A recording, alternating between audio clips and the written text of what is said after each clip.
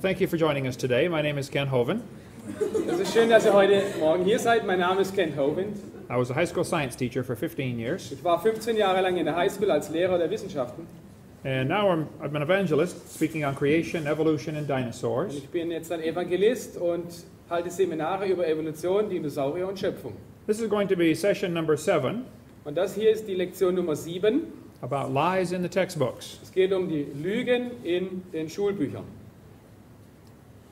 One of my hobbies for many years has been collecting public school textbooks. Und eines meiner Hobbys seit vielen Jahren ist das Sammeln von Schulbüchern der öffentlichen Schulen.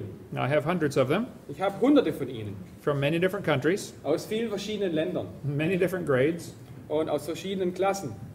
and there is much good science in the textbook. Und es gibt sehr viele gute Wissenschaft in diesen Schulbüchern. I am not against science. Und ich bin nicht gegen Wissenschaft. I like science. Ich mag Wissenschaft, I am concerned there are some lies mixed in our science textbooks. aber ich mache mir Sorgen darüber, dass ein paar Lügen in diesen Schulbüchern mit Wahrheit vermischt wurden. And that is what I'm concerned about.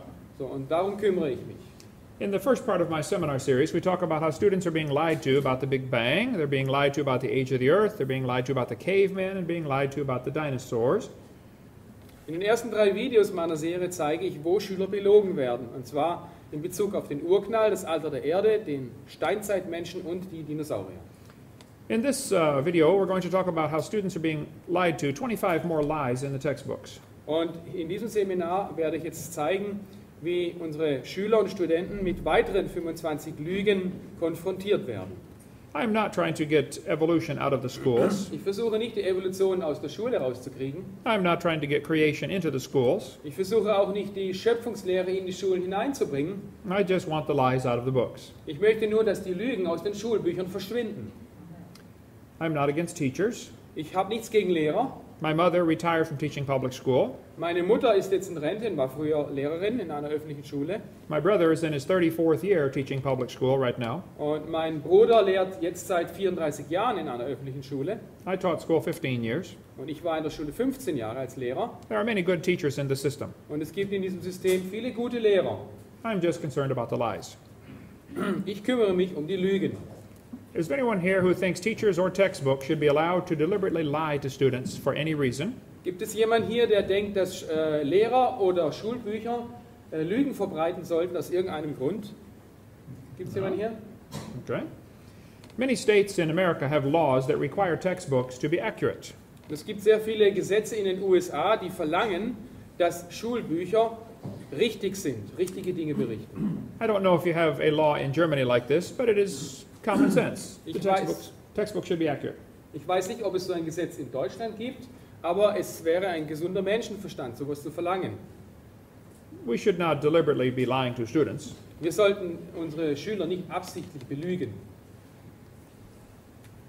Textbooks in the United States just 100 years ago taught the students that God created the heavens and the earth. Vor 100 Jahren lehrten die Schulbücher in Amerika den Schülern, dass Gott die Himmel und die Erde in 6 Tagen geschaffen hat. They taught that prayer is a duty.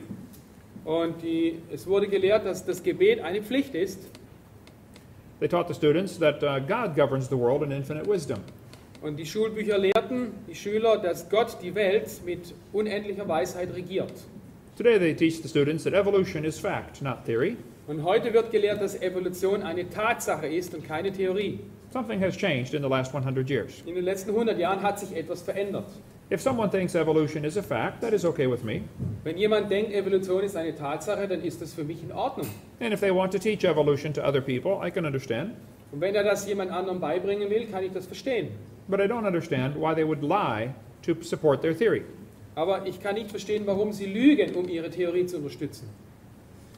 Evolution is a dying religion, surviving only on tax dollars. Evolution ist eine sterbende Religion, welche nur durch unsere Steuergelder am Leben erhalten wird. Is there anyone here who thinks teachers or textbooks should be allowed to use false information to get students to believe a theory? Ist hier jemand, der denkt, dass falsche Informationen richtig sind, nur um die Schüler dazu zu bringen, ihren Theorien zu glauben? No one? Okay. Jemand? Is there anyone here that thinks teachers that deliberately lie should be fired? Ist hier jemand anwesend, der denkt, dass ein Lehrer, welcher vorsätzlich lügt, gefeuert werden sollte? Ja. Okay. Good. Is there anyone here who thinks textbooks with lies should be banned or the lies torn out of the book? Gibt es hier jemand, welcher der Meinung ist, Schulbücher voller Lügen müssen verschwinden oder die Lügen darin sollten verschwinden? Okay, good. Amen. It has always amazed me as I study science how two people can look at the same thing and get opposite ideas of what they're seeing. Es hat mich immer verwundert in der Wissenschaft, wie Leute eine Tatsache anschauen können, aber verschiedene Meinungen darüber haben können. Two people can look at Grand Canyon. Zwei Leute können den Grand Canyon anschauen. They are both looking at the same canyon. Sie schauen beide auf denselben Canyon. One of them believes in evolution, Einer glaubt an Evolution and he says, wow, look what the Colorado River did for millions and millions of years. und der eine sagt dann, wow, schau mal, was der Colorado hier in Millionen von Jahren angerichtet hat. The creationist looks at the canyon Und der Schöpfungsgläubige schaut den Canyon an and says, wow, look what the flood did in about 30 minutes. und guckt mal, was die Flut gemacht hat in ungefähr 30 Minuten. The textbooks say, over millions of years, the Colorado River carved the Grand Canyon from solid rock. Im Lauf von Jahrmillionen formte der Colorado den Grand Canyon in den massiven Felsen hinein, sagen die Schulbücher. Is this true? Ist das wahr? It's a fact Grand Canyon exists. Es ist eine Tatsache, der Grand Canyon existiert. There are two interpretations of how it got there. Aber es gibt zwei Interpretationen, wie er entstand. The evolutionist will say the canyon formed slowly by a little bit of water and lots of time. Der Evolutionist sagt, der Canyon hat sich geformt langsam durch wenig Wasser, innerhalb langer Zeit. The creationist says, oh no, it formed quickly by lots of water and a little bit of time. Und der Kreationist sagt, der Canyon wurde schnell gebildet durch viel Wasser innerhalb kurzer Zeit. The people who believe in evolution are always trying to erase the line between their interpretation and the fact. Und die Evolutionisten versuchen immer wieder, diese Linie zu entfernen, damit die Schüler denken, ihre Erklärung sei ein Teil der Tatsachen. They include their interpretation as part of the fact. Und sie versuchen, ihre Interpretation als Tatsache auszugeben. You must be aware this is not correct. Aber du musst aufpassen, das ist nicht richtig. This author says the Colorado River has cut through layer upon layer of rock over millions of years. Und dieses Schulbuch sagt, der Colorado hat innerhalb Jahrmillionen Schicht um Schicht aus dem Felsen herausgeschnitten. I was in a debate with an atheist one time. Ich hatte einmal eine öffentliche Diskussion mit einem Atheisten. He said, Hovind, you are so stupid. Hey, Herr Hovind, du bist so dumm. Don't you know it took millions of years to make the Grand Canyon? Weißt du nicht, dass es Millionen von Jahren gebraucht hat, um den Canyon zu formen? I said, sir, I taught earth science for 15 years. Und ich sagte, mein Herr, ich habe 15 Jahre lang Wissenschaften unterrichtet. I have studied the Grand Canyon quite a bit. Und ich habe den Grand Canyon ein bisschen studiert. I was at the bottom of Grand Canyon 4 weeks ago. Ich war vor 4 Wochen am Grund des Grand Canyon. If you built a dam across Grand Canyon, a large lake would fill in behind it. Wenn du jetzt einen Staudamm bauen würdest im Grand Canyon, dann würde sich ein sehr großer See ansammeln. Some of the water from Wyoming drains through the Grand Canyon. Und einiges vom Wasser aus Wyoming fließt durch den Grand Canyon hindurch. There's a large drainage area behind this canyon. Es gibt hier ein sehr großes Einzugsgebiet hinter dem Canyon. This is a picture of Grand Canyon from a satellite. Und hier ist ein Satellitenfoto vom Grand Canyon. The river comes in on the right and goes across this way and comes out over here. Okay, rechts kommt der Fluss hinein und geht dann einfach durch den Canyon nach links durch. Between these two red lines is higher elevation. This is called the snow line. Und zwischen diesen beiden Linien gibt es eine Erhöhung, das wird die Snow line, elevation, high elevation. okay, die Schneelinie oder Schneegrenze, als Schneegrenze bezeichnet. The river enters the canyon 850 meters above sea level. Der Fluss tritt auf Meereshöhe 850 Meter in den Grand Canyon ein. The top of this ridge that it cuts across is 2100 to 2600 meters above sea level. Aber die obere Kante vom Grand Canyon ist 2100 bis 2600 Meter über dem Meer. The river flows 460 kilometers through this canyon. Der Fluss legt ungefähr eine Strecke von 460 Kilometern zurück. So the top of the canyon is much higher than where the river enters the canyon. So die Spitze des Grand Canyon ist viel höher wie die Höhe der Quelle. I said, Professor, there are some things you should consider about this canyon. Und ich sagte, lieber Herr Professor, Sie sollten ein paar Dinge betrachten. I said, did you know the top of the canyon is higher than the bottom? Wussten Sie, dass die Spitze des Grand Canyons höher ist wie der Grund? He said, yes. Ja.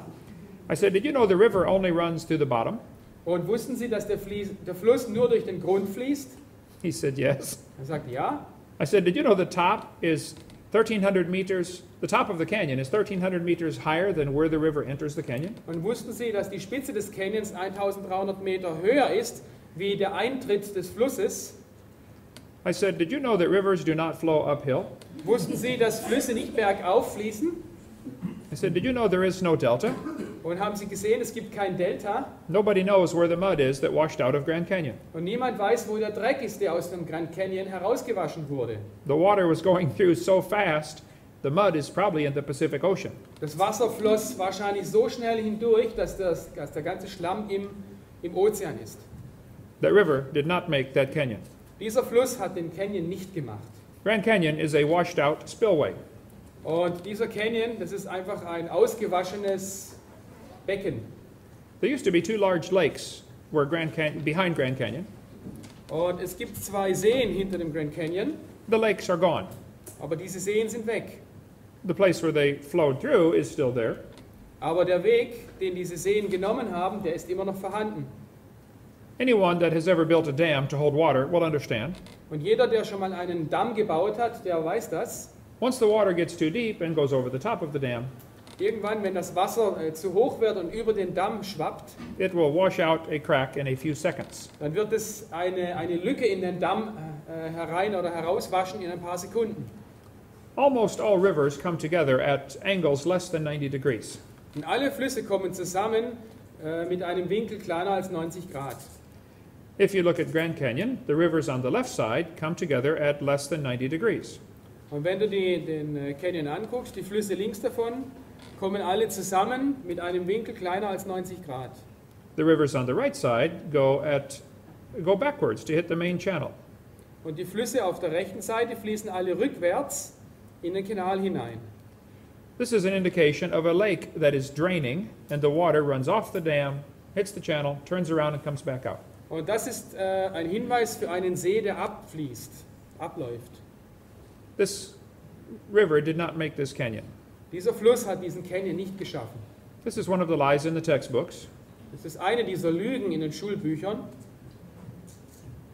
It is not possible for the river to flow uphill to start making this canyon. Es ist einfach nicht möglich, dass dieser Fluss bergauf fließt und diesen Canyon schafft. Are there any farmers who may know what this machine is? Gibt es hier irgendwelche Landwirte, die wissen, um was es sich bei dieser Maschine handelt?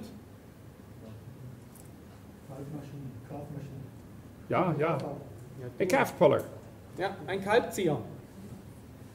Once in a while, a cow has a difficult time having the baby calf.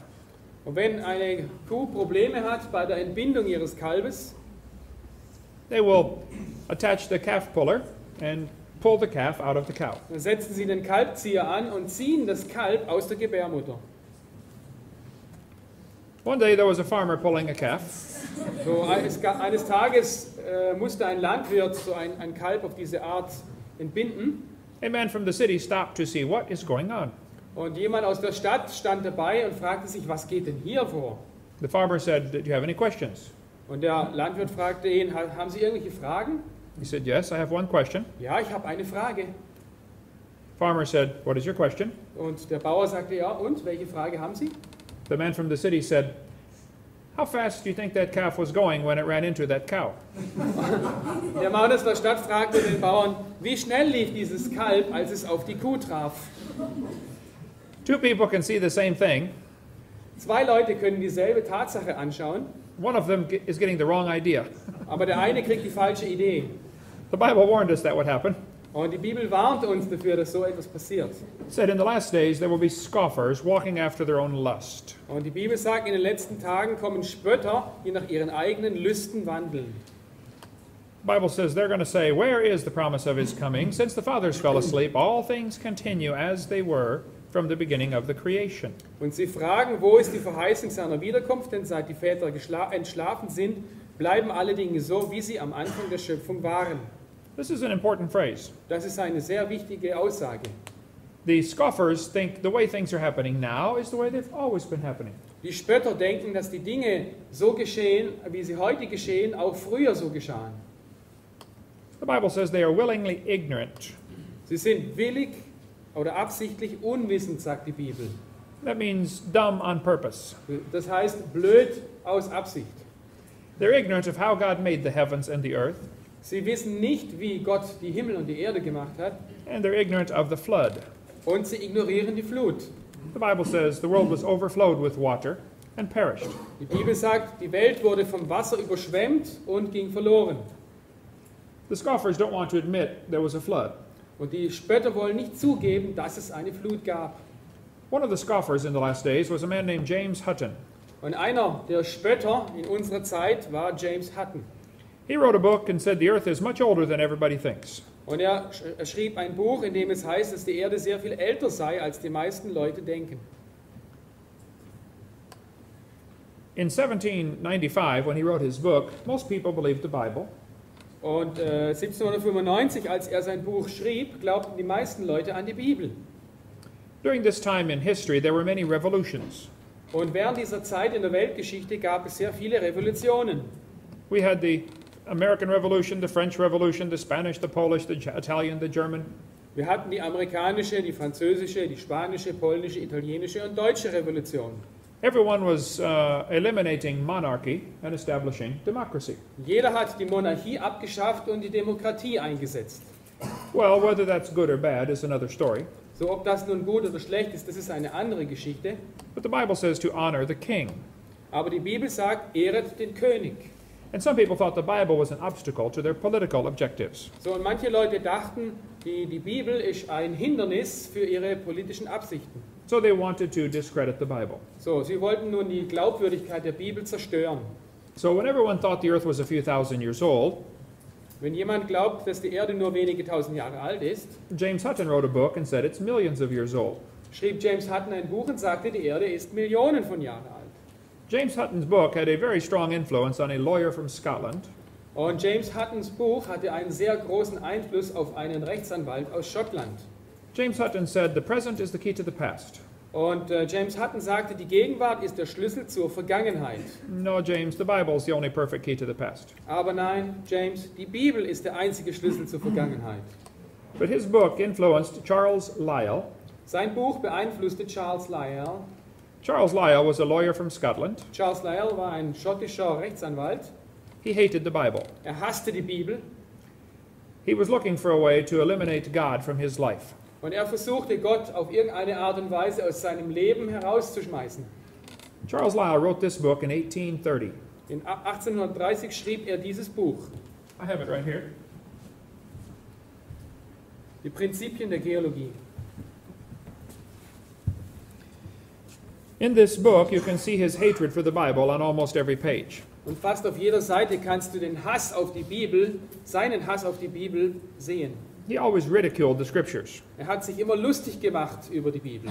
He referred to it as ancient doctrines. Und er nannte sie immer antike Lehrmeinungen. He said you have a religious prejudice if you believe the Bible. Er sagte, du hast ein religiöses Vorurteil, wenn du der Bibel glaubst. He said men of superior talent who thought for themselves were not blinded by authority. Er sagte, Menschen mit überlegenerem Talent, die selbst nachdachten und nicht durch die Autorität geblendet wurden. He did not like the Bible. Er mochte die Bibel wirklich nicht. If you go to universities today, Und wenn du die heutigen Universitäten besuchst, you will probably find professors who have the same attitude. da findest du Professoren mit der gleichen Einstellung. They seem to delight in mocking God's word. Und sie haben Spaß daran, das Wort Gottes zu verspotten. Lyell said his goal was to free the science from Moses. Lyells Ziel war, die Wissenschaft von Moses zu befreien. What did he mean by that? Was hat er damit gemeint? When Lyell wrote this book, most people saw the world and believed the Bible and the flood. Als Lyell das Buch schrieb, glaubten die meisten Leute der Bibel und sahen die Erde so an, wie die Bibel sagt. He wanted people to see the world and believe in evolution. Er wollte, dass die Leute die Welt anschauen und an Evolution glauben. Lyell is the primary man responsible for developing the geologic column.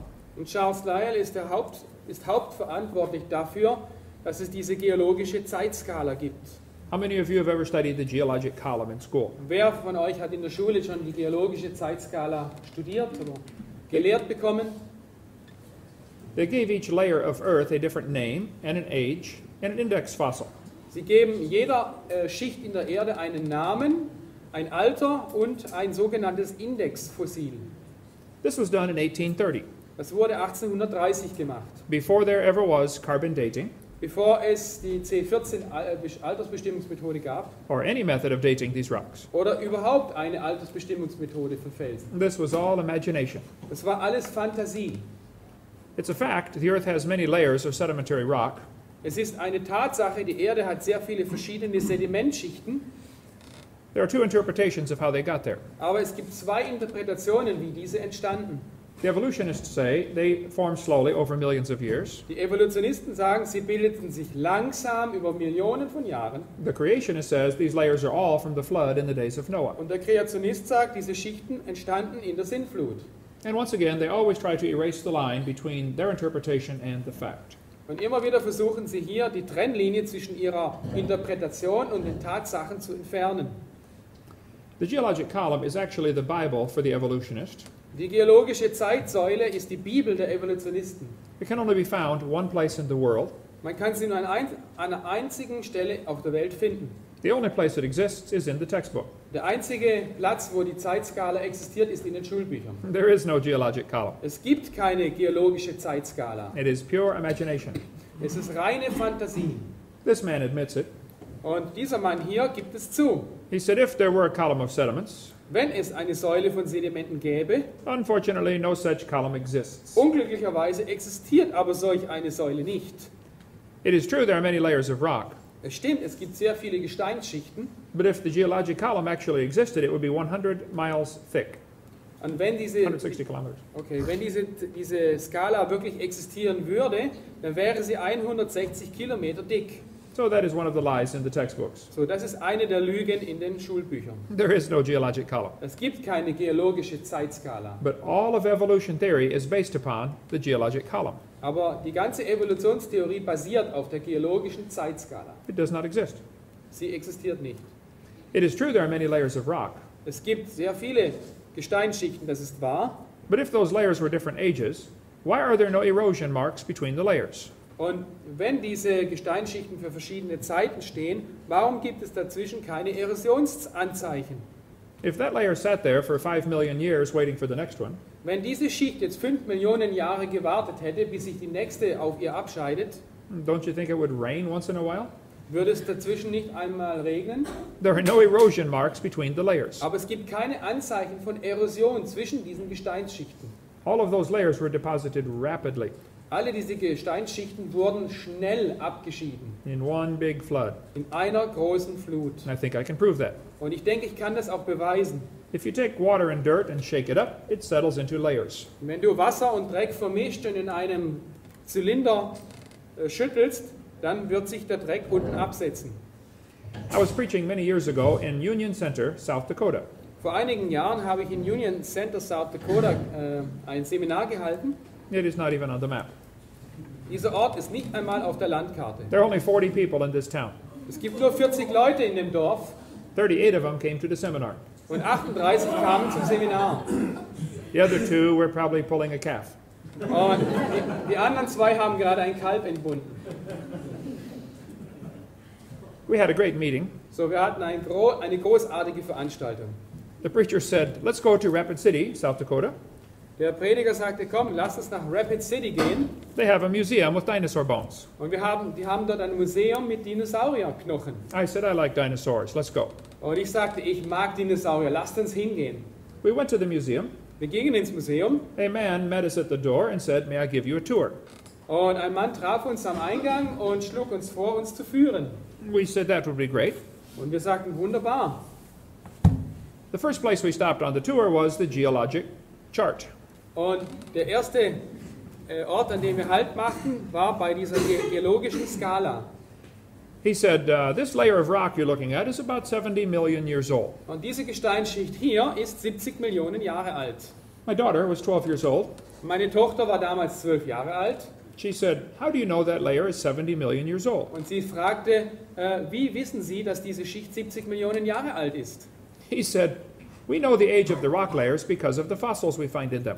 Und er sagte, wir kennen das Alter dieser Gesteinsschicht wegen dem Alter der Fossilien, die darin vorkommen. She said, thank you, sir. Und sie sagte, danke, mein Herr. We walked around on this side, and the man said, these fossils are about 100 million years old. Und dann gingen sie auf die andere Seite und er sagte, hier, diese Fossilien sind 100 Millionen Jahre alt. My daughter raised her hand again. Und meine Tochter streckte wieder She said, how do you know the age of these bones? und fragte, woher wissen Sie das Alter dieser Knochen? He said, we know the age of the fossils because of the layer they came from. Wir kennen das Alter der Fossilien da, weil wir wissen, aus welcher Gesteinsschicht sie kommen. She said, excuse me, sir. Und sie fragte wieder, entschuldigen Sie, mein Herr, When we were standing over there, you told me the age of the layers is because of the fossils. als wir da drüben standen, sagten Sie mir, das Alter der Gesteinsschicht wird durch die Fossilien bestimmt. And now you tell me you know the age of the fossils because of the layers. Und jetzt erzählen Sie mir, Sie kennen das Alter der Fossilien wegen dem Alter der Gesteinsschichten. She said, isn't that circular reasoning? Ist das nicht eine zirkuläre Beweisführung? The man had a strange look on his face. Und der Mann hatte auf einmal einen seltsamen Gesichtsausdruck. It was almost as if he were thinking. Und es erschien fast so, als ob er nachdenken würde. He looked at my daughter. Er schaute meine Tochter an, He looked at me. er schaute mich an, I was not going to help him. aber ich wollte ihm nicht helfen. I said, this is going to be interesting. Und ich dachte, das wird interessant. He looked back at my daughter. Er schaute meine Tochter wieder an He said, you are right. I never thought of that before. und sagte, du hast recht, ich habe da noch nie drüber nachgedacht. That is circular reasoning. Das ist, Zirkelschluss nennt man das, ja. Ah. Zirkelschluss nennt man das. That man drove 50 miles to come hear me preach that night. Und dieser Mann 80 fuhr 40 Meilen, um mich an diesem Abend predigen zu hören. The crowd swelled to 39. Und die Menge wuchs an auf 39. Afterwards, he talked to me for almost an hour. Danach hat er fast eine Stunde lang mit mir geredet. He said, is everything I believe about geology wrong? Und er fragte mich, ist alles, was ich über Geologie glaube, falsch? He said, I teach geology in the college. Er sagte, ich lehre Geologie im College, im Gymnasium. I said, no, you've learned many good things. Und ich sagte, nein, Sie haben bestimmt sehr viele gute Sachen gelernt. You've learned the names of all the minerals. Sie haben die Namen der ganzen Mineralien gelernt. There are nearly 1,200 different Und minerals. es gibt ungefähr 1200 verschiedene Mineralien. Some have names about this big. Und manche haben so lange Namen. I said, you have learned many good things about geology. Du hast sehr viele gute Dinge über Geologie gelernt. But the layers are not different ages. Aber die Schichten sind keine unterschiedlichen Zeitalter. It is based on circular reasoning. Sie basieren auf Zirkelschluss. I will show you.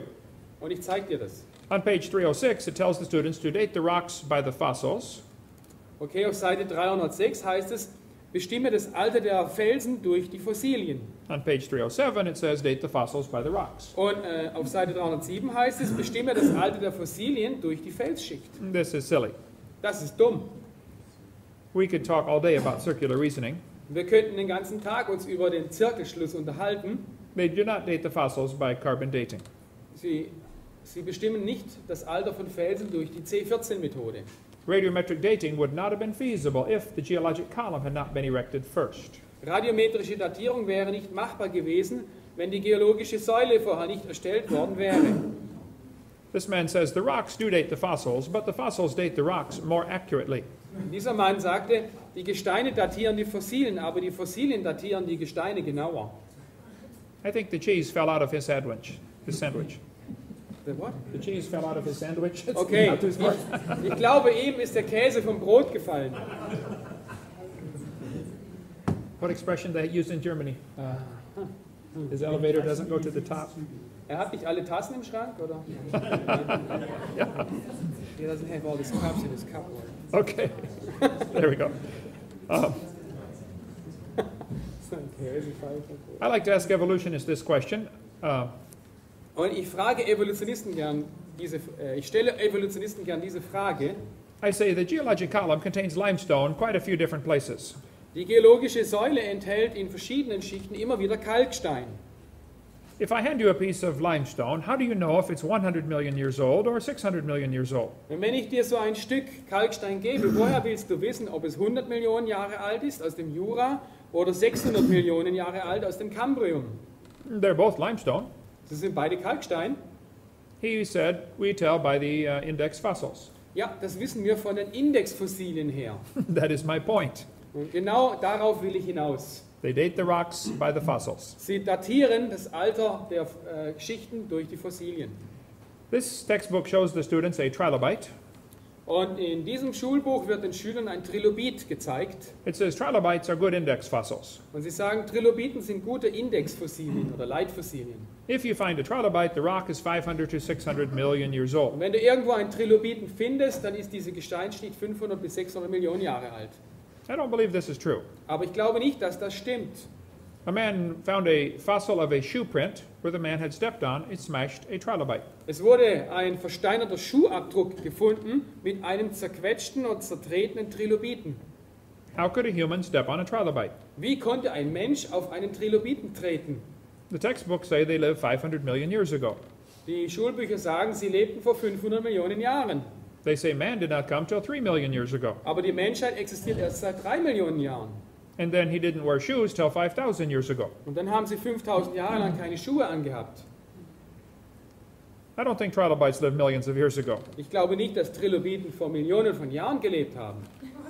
One man said, maybe aliens visited the planet 500 million years ago. Und jemand sagte, ja, vielleicht sind die Aliens vor 500 Millionen Jahren gekommen und haben den Planeten besucht. No, that will explain it. Ja, das ist die Erklärung. Another man said, maybe there was a large trilobite shaped like a shoe that fell on a small one. Und vielleicht gab es einen Trilobiten, der aussah wie ein Schuh und der fiel dann auf den kleinen Trilobiten. There are big trilobites, Es gab große Trilobiten, but they are not shaped like a shoe. aber sie sahen nicht aus wie ein Schuh.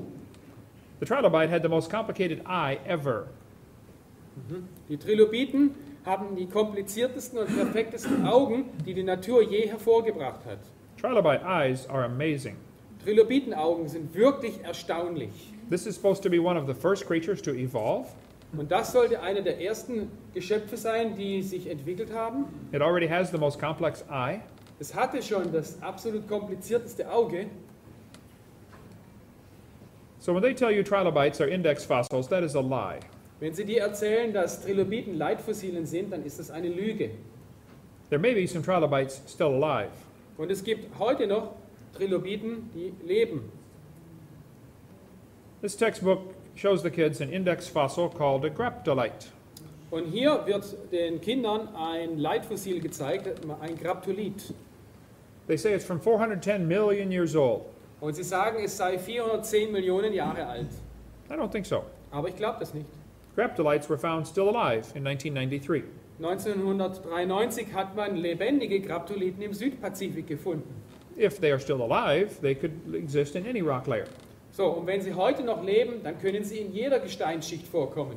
So any index fossil dating is wrong. So, jede Datierung nach Leitfossilien ist daher falsch. The students are taught that the lobe-finned fish are index fossils from 325 million year old rock. Just a minute, I'll get it for Ja, you. ja. Yeah, oh, well. Okay. Ah ja, okay. Es wird den Schülern gesagt, dass Quastenflosser ein Beweis für Evolution sind. This is a lie. The lobe-finned fish are still alive. Und das ist eine Lüge, denn es gibt heute noch lebendige Quastenflosser. When they found them still alive in the ocean, Man hat sie heute noch lebendig im Ozean gefunden they said, this is amazing. und sie sagten, das ist erstaunlich. They survived for 325 million years. Sie haben 325 Millionen Jahre überlebt. They never considered questioning the geologic column. Aber sie stellten nie die geologische Säule in Frage. These fish are swimming the Indian Ocean today. Heutzutage sind diese Fische noch im Indischen Ozean. This woman wrote a book about a fish caught in time.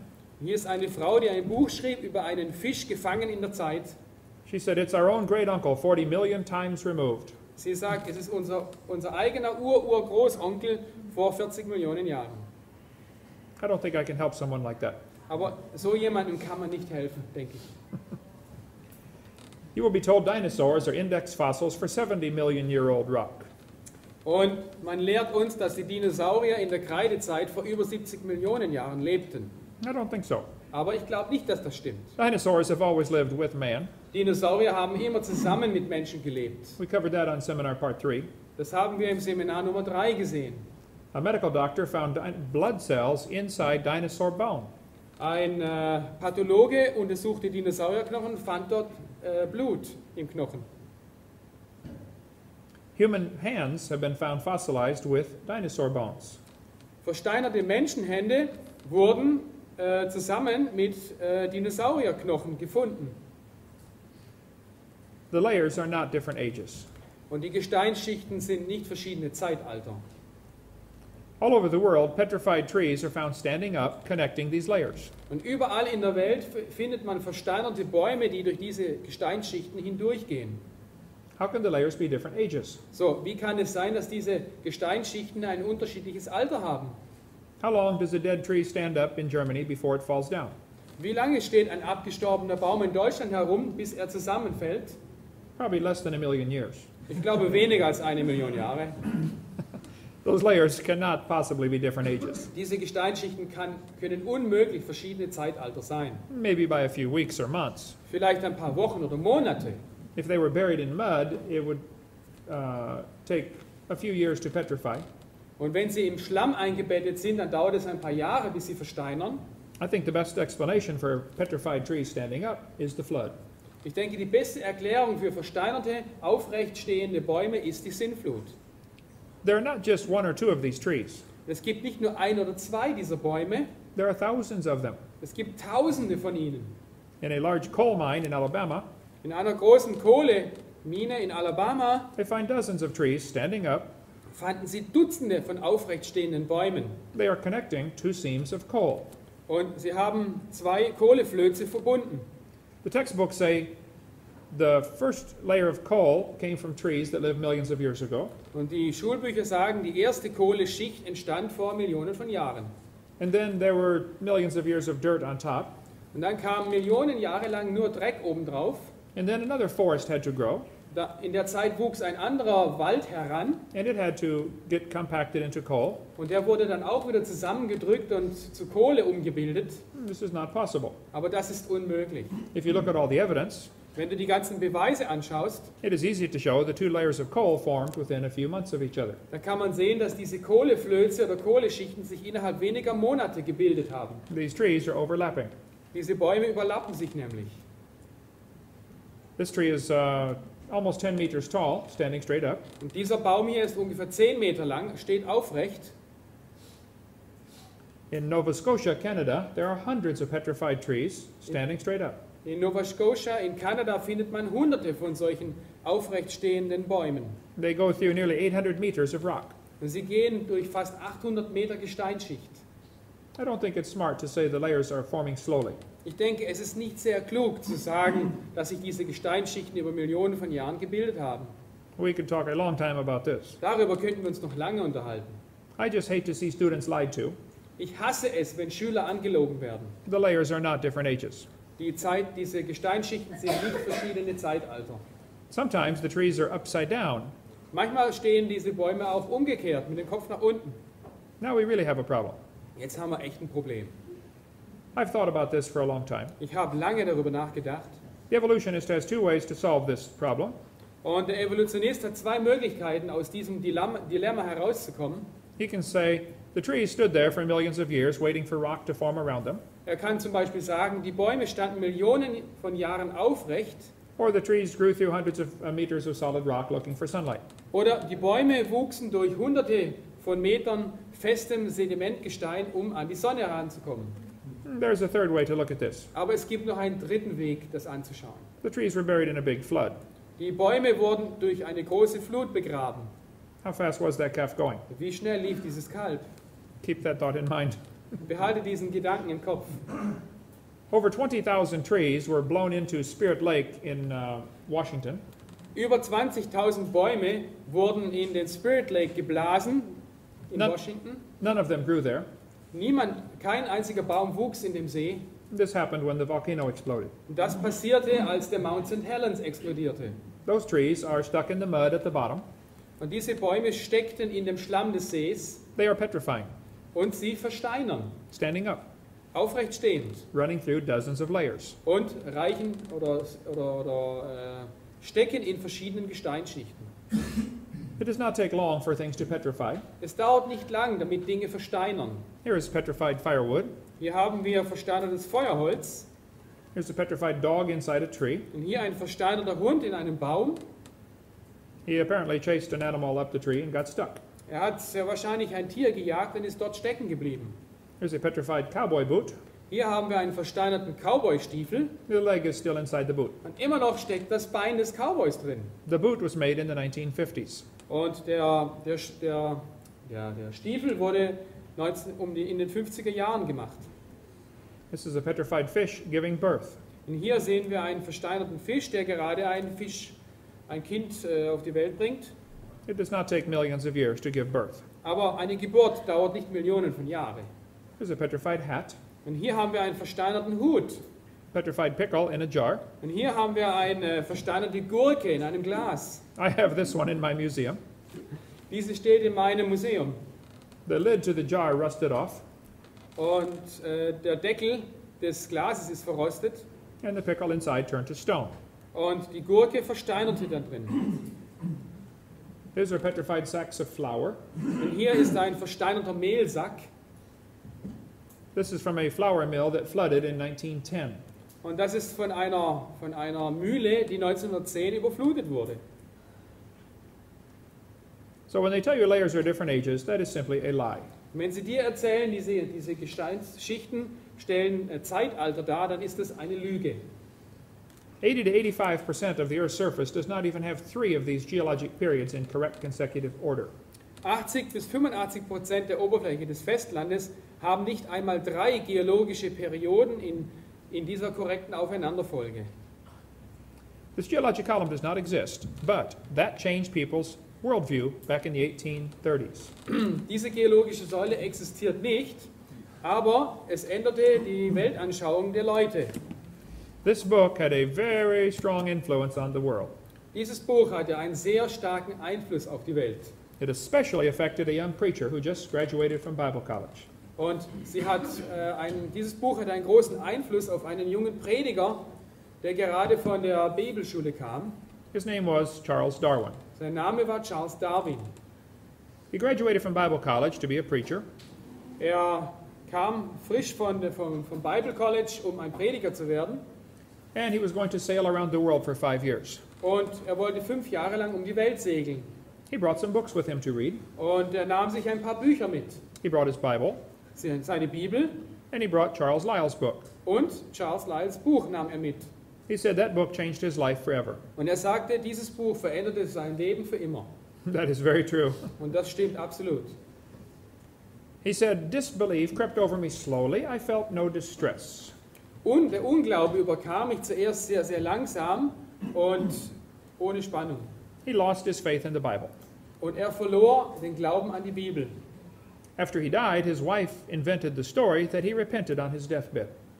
Und nach seinem Tod erfand seine Ehefrau die Geschichte, dass er auf seinem Sterbebett Buße tat. That story still circulates today. Und diese Geschichte ist heute noch überall zu hören. As Darwin sailed around the world, Als Darwin die Welt umsegelte, he came to these islands right there. erreichte er genau hier diese Inseln. There on those islands, he noticed there were 14 varieties of finches. Und auf diesen Inseln gibt es 14 Variationen von Finken. He studied the birds carefully. Er studierte diese Vögel sehr genau. He said, I think these birds have a common ancestor. Und er sagte, ich denke, diese Vögel haben einen gemeinsamen Vorfahren. I agree. Und da stimme ich ihm zu. It was a bird. Es war ein Vogel. Then he said, maybe this proves birds are related to bananas. Und er sagte, vielleicht beweist das die Verwandtschaft dieser Vögel mit Bananen. People say, oh, he did not say that. Und Leute sagen, nein, das hat er nie gesagt. Yes, he did. Aber doch, das hat er. Here's his book right here Hier ist sein Buch on page 170. auf Seite 170. He said, it's a truly wonderful fact that all animals and all plants throughout all time and space should be related to each other. Und er sagte, es ist eine wunderbare Tatsache, dass alle Tiere und Pflanzen durch Zeit und Raum miteinander verwandt sind. Just because you see 14 kinds of birds, Nur weil du 14 verschiedene Arten von Vögeln siehst, that does not prove birds are related to bananas. bedeutet das nicht, dass Vögel mit Bananen verwandt sind. What Charlie observed is sometimes called microevolution. Was Charlie hier beobachtete, nennen wir Mikroevolution. I don't like that word. Ich mag dieses Wort aber nicht, I think it confuses the students. weil es die Schüler durcheinander bringt. But we will explain it. Aber wir werden das erklären. Microevolution tells us dogs produce a variety of dogs. Mikroevolution sagt, dass ein Hund andere Arten von Hunden produziert. And roses produce a variety of roses. Und Rosen bringen andere Arten von Rosen hervor. This is a fact. Das ist eine Tatsache. It's also what the scriptures teach. Und das ist auch genau das, was die Bibel lehrt. They will bring forth after their kind. Sie bringen andere Arten vor nach ihrer Art. The question is, does it go any farther than that? Aber die Frage ist, geht es weiter als das? This word evolution has many different meanings. Das Wort Evolution hat sehr viele unterschiedliche Bedeutungen. Big dogs and little dogs probably have a common ancestor. Große Hunde, kleine Hunde haben sehr wahrscheinlich einen gemeinsamen Vorfahren. It was a dog. Das war ein Hund. And we showed how that a dog, a wolf, and a coyote probably have a common ancestor. Und wir haben schon gesehen, dass ein Hund, ein Wolf und ein Kojote wahrscheinlich einen gemeinsamen Vorfahren haben. But a child knows they're the same kind of animal. Und sogar ein Kind weiß, dass sie zu derselben Tierart gehören. Yesterday we had a 5-year-old who could get it right. Und gestern hatten wir einen 5-Jährigen, der das richtig festgestellt hat. We said we have a dog, a wolf, a coyote, and a banana. Which one is not like the others? Und wir fragten hier, wir haben einen Hund, einen Wolf, einen Kojote und eine Banane. Wer ist anders als die anderen? And he said, the banana. Und er sagte, die Banane. That's right. That's what the Bible teaches. They shall bring forth after their kind. Und das ist genau das, was die Bibel sagt. Ein fruchttragender Baum bringt hervor nach seiner Art. Das lebendige Getier nach seiner Art. There are no exceptions to that. Es gibt keine Ausnahmen.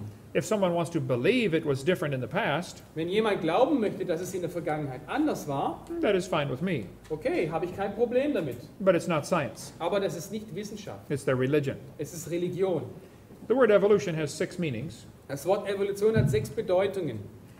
We covered this yesterday. Das haben wir uns gestern schon angeschaut. There would have to be cosmic evolution, chemical evolution, stellar evolution, organic, macro, and micro. Es gibt die kosmische Evolution, die chemische Evolution, die planetare Evolution, die organische Evolution, die Makroevolution und die Mikroevolution. Number 6 is actually scientific. Und die 6. Art ist wirklich wissenschaftlich belegbar. The first 5 are religious. Die ersten 5 sind religiös. You have to believe that they happened. Du musst glauben, dass sie passiert sind. It's only imagination. Das ist nur Fantasie, It's not science. aber nicht Wissenschaft. This textbook changes the definition. Und dieses Schulbuch hier ändert die Definition von Evolution. They say evolution is change over time. Sie sagen, die Evolution hat sich verändert über die Zeit. I agree. Things change. Und ich stimme damit überein, dass sich Dinge verändern. Then they say, in other words, living things have changed over time. Und sie sagen hier, es gibt keinen Zweifel, dass sich lebendige Dinge über die Zeit verändert haben. Are they going to skip the first 4 definitions of the word? Werden sie hier die ersten 4 Definitionen verwerfen? They want to start with living things. Sie wollen anfangen mit lebendigen Dingen. How would they explain the other ones? Wie wollen sie die anderen erklären? They don't want to talk about those. Aber darüber wollen sie nicht reden, They have no idea how this can happen. weil sie keine Idee haben, wie das passieren könnte. Then they say, in other words, evolution is a change in species over time. Und sie sagen, Evolution kann man definieren als die Veränderung der Arten über die Zeit. That's a lie. That's not really what they mean. Aber das ist eine Lüge, das ist nicht das, was sie wirklich meinen. They want to give you examples of microevolution. Sie möchten dir Beispiele von Mikroevolution geben, There are millions of those. und es gibt Millionen von diesen Beispielen, And make you believe that all the theory has been proven. und möchten dir damit weismachen, dass die Theorie damit bewiesen ist. Variations certainly happen, but they have limits. Variationen passieren, aber sie haben Grenzen. Farmers have been trying to get bigger pigs for a long time, Bauern versuchen, größere Schweine zu züchten, schon seit langem, but they will never get a pig as big as Texas. aber sie werden nie so große Schweine bekommen wie die in Texas. There's a limit. Es gibt eine Grenze. Roaches become resistant to pesticides, Kakerlaken werden resistent gegen Pestizide, but they will never become resistant to a sledgehammer. aber sie werden nie resistent einem Hammer gegenüber. There's a limit. Es gibt eine Grenze. They always produce the same kind of plant or animal. Sie bringen immer dieselbe Art von Tier oder Pflanze hervor. That's not really evolution. Das ist nicht Evolution. It's variations of the same kind. Das ist einfach nur die Variation innerhalb der gleichen Art. The gene pool of the new variety is always more limited than before. Der Genpool der neuen Variation ist immer begrenzter oder kleiner wie der vorherige Genpool. Someone spent years trying to make the Chihuahua. Jemand hat sich jahrelang abgemüht, den Chihuahua zu schaffen. All of that time and money to make a dog that is 100% useless. So viel Geld und Zeit, einen Hund hervorzubringen, der 100% nutzlos ist. How long would the Chihuahuas last in the real world? Wie lange würde ein Chihuahua in der Realität überleben? Not very long. Nicht besonders lange. There are varieties of corn. Es gibt verschiedene Varianten von Mais. They probably had a common ancestor. Und sie hatten wahrscheinlich einen gemeinsamen Vorfahren. Corn. Mais.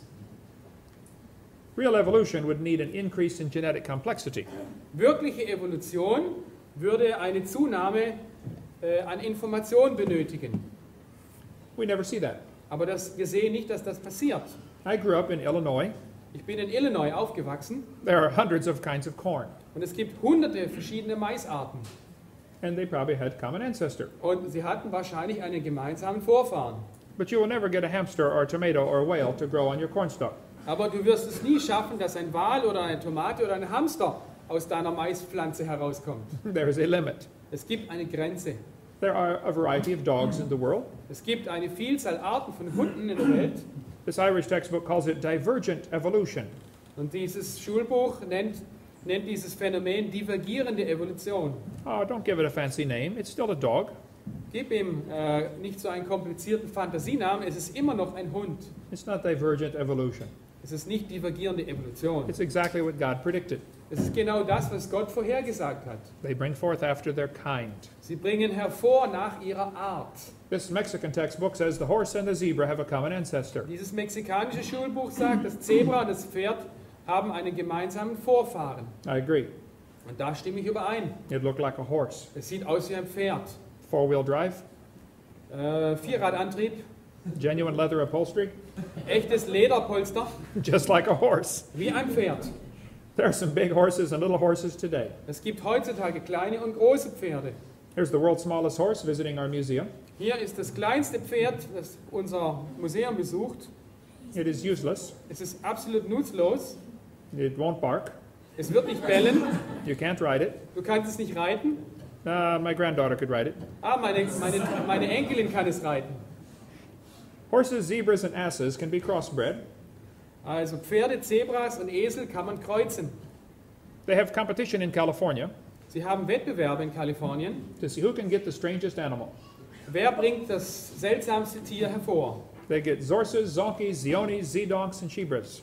Sie haben das Pferd, den Zesel, das Zeoni, den Zebesel und das Schebra. They crossbreed many different ways. Sie versuchen es auf verschiedene Arten zu kreuzen. Here are zebroids. Man sieht hier Zebroide. In the last 100 years, the Kentucky Derby has had an average winning speed drop from 127 to 123. Und im Kentucky Derby gab es in den 100 letzten Jahren unterschiedliche Durchschnittsgeschwindigkeiten. Von 127 Sekunden bis auf 123 Sekunden war die Durchschnittsgewinnerzeit. They have had some good times turned in the past. Sie hatten ein paar sehr gute Zeiten in der Vergangenheit. How much money do you think has been spent trying to get faster horses to win the Kentucky Derby? Was denkst du, wie viel Geld wurde hier eingesetzt, um schnellere Pferde zu züchten, die am Kentucky Derby gewinnen? How much careful selective breeding has been done? Wie viel sorgfältiges Züchten war nötig? Like millions of dollars. Ich denke, Millionen von Dollar wurden hier eingesetzt. I don't know if they reached the limit or not. Ich bin nicht sicher, ob sie das Limit oder die Grenze erreicht haben. I think they're probably getting close. Ich denke, sie kommen sehr nahe dran.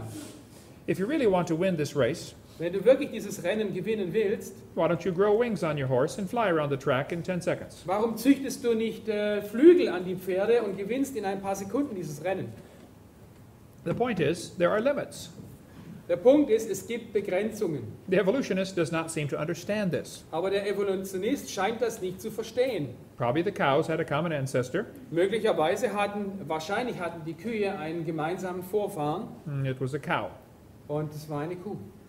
There's a magazine to order chickens. Es gibt ein Magazin, bei dem man Hühner bestellen kann. There are 20 varieties of chickens you can order. Es gibt dort 20 verschiedene Arten von Hühnern zum Bestellen. But it says, jungle fowl are the original bird from which all varieties of chickens are derived. Und hier gibt es den roten Dschungelhahn, von dem alle anderen Varianten abgeleitet wurden. All of the chickens had a common ancestor. Alle diese Hühner hatten einen gemeinsamen Vorfahren. And guess what it was? Nun rate mal, was es war.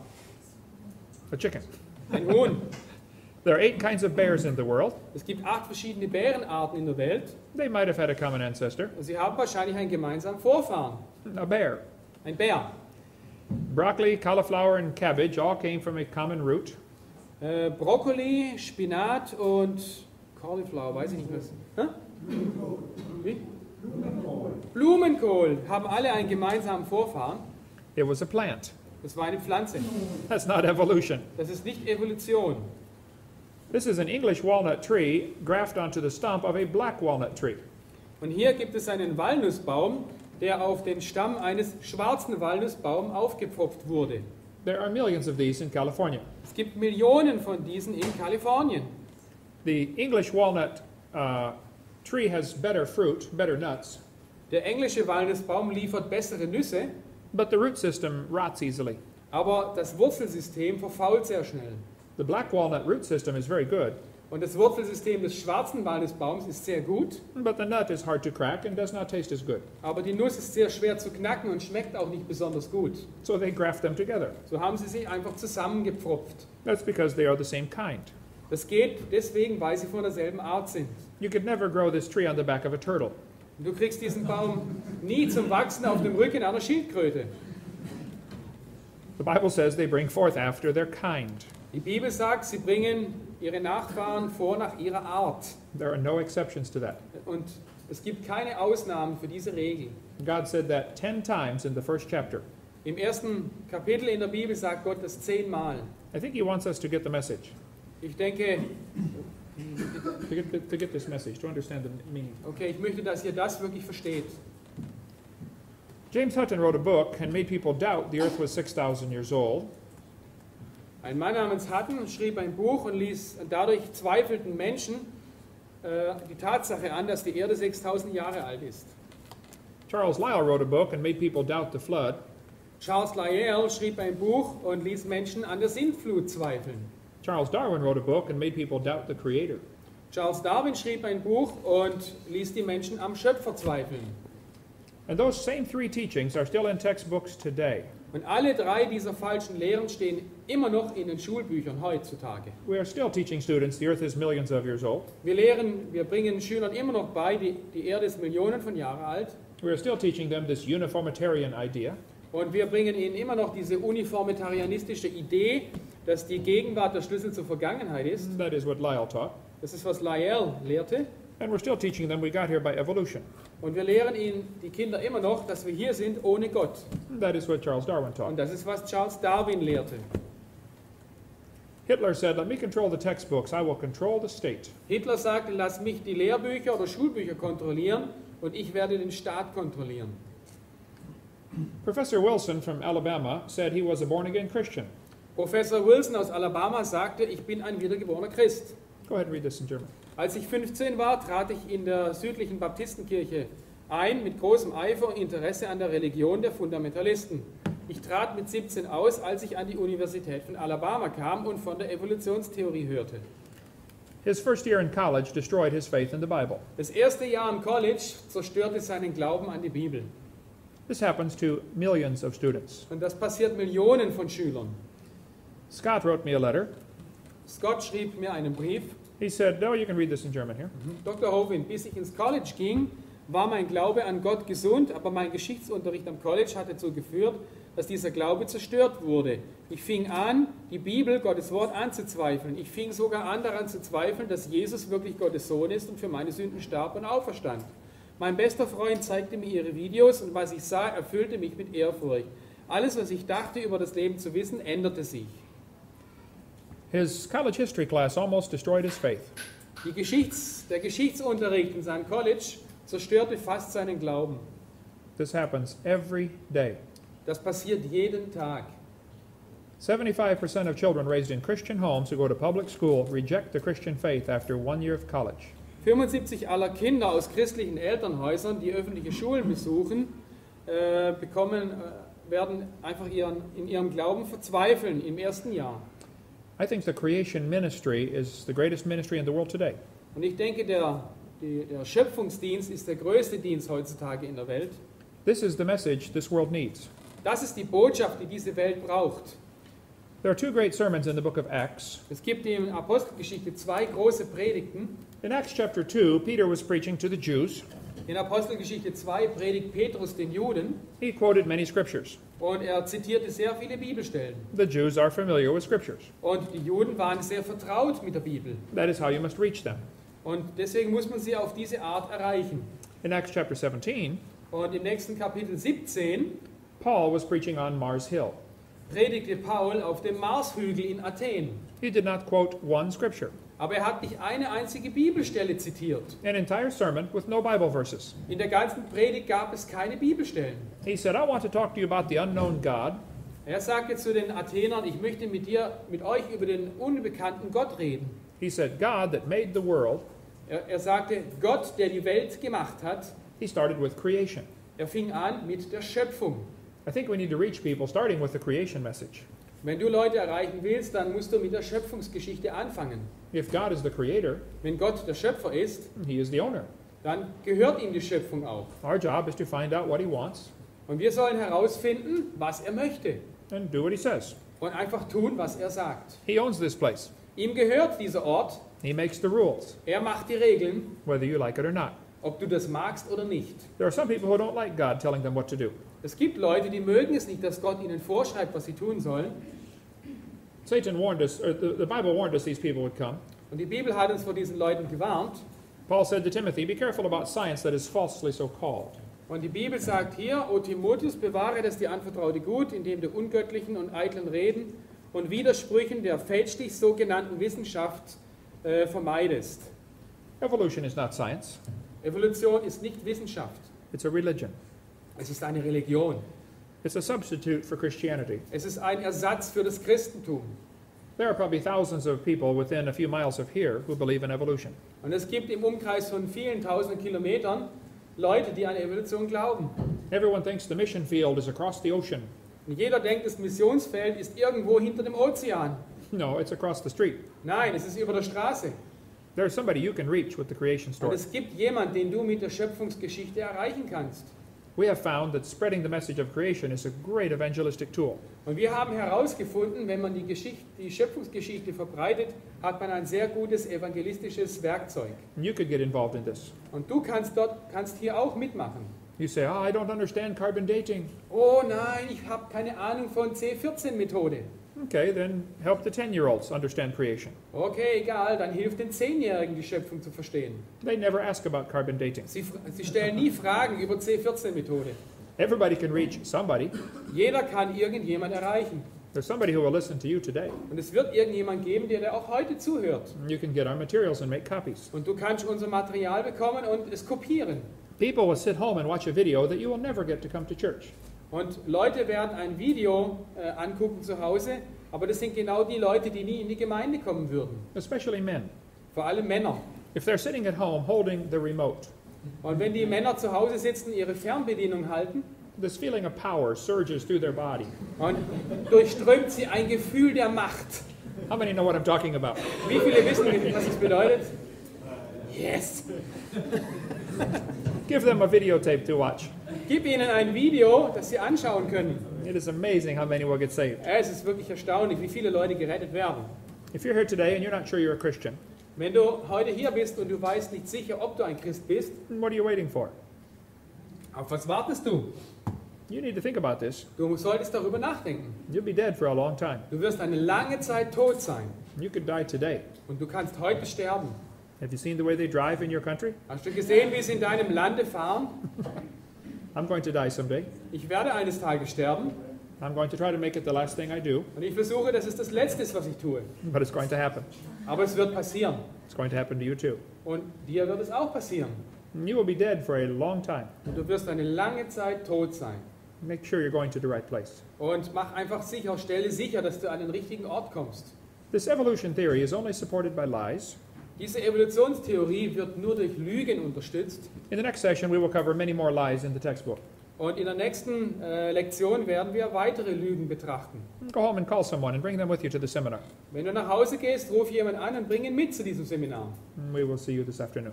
Und wir werden uns heute Nachmittag wieder sehen. Thank you for joining us.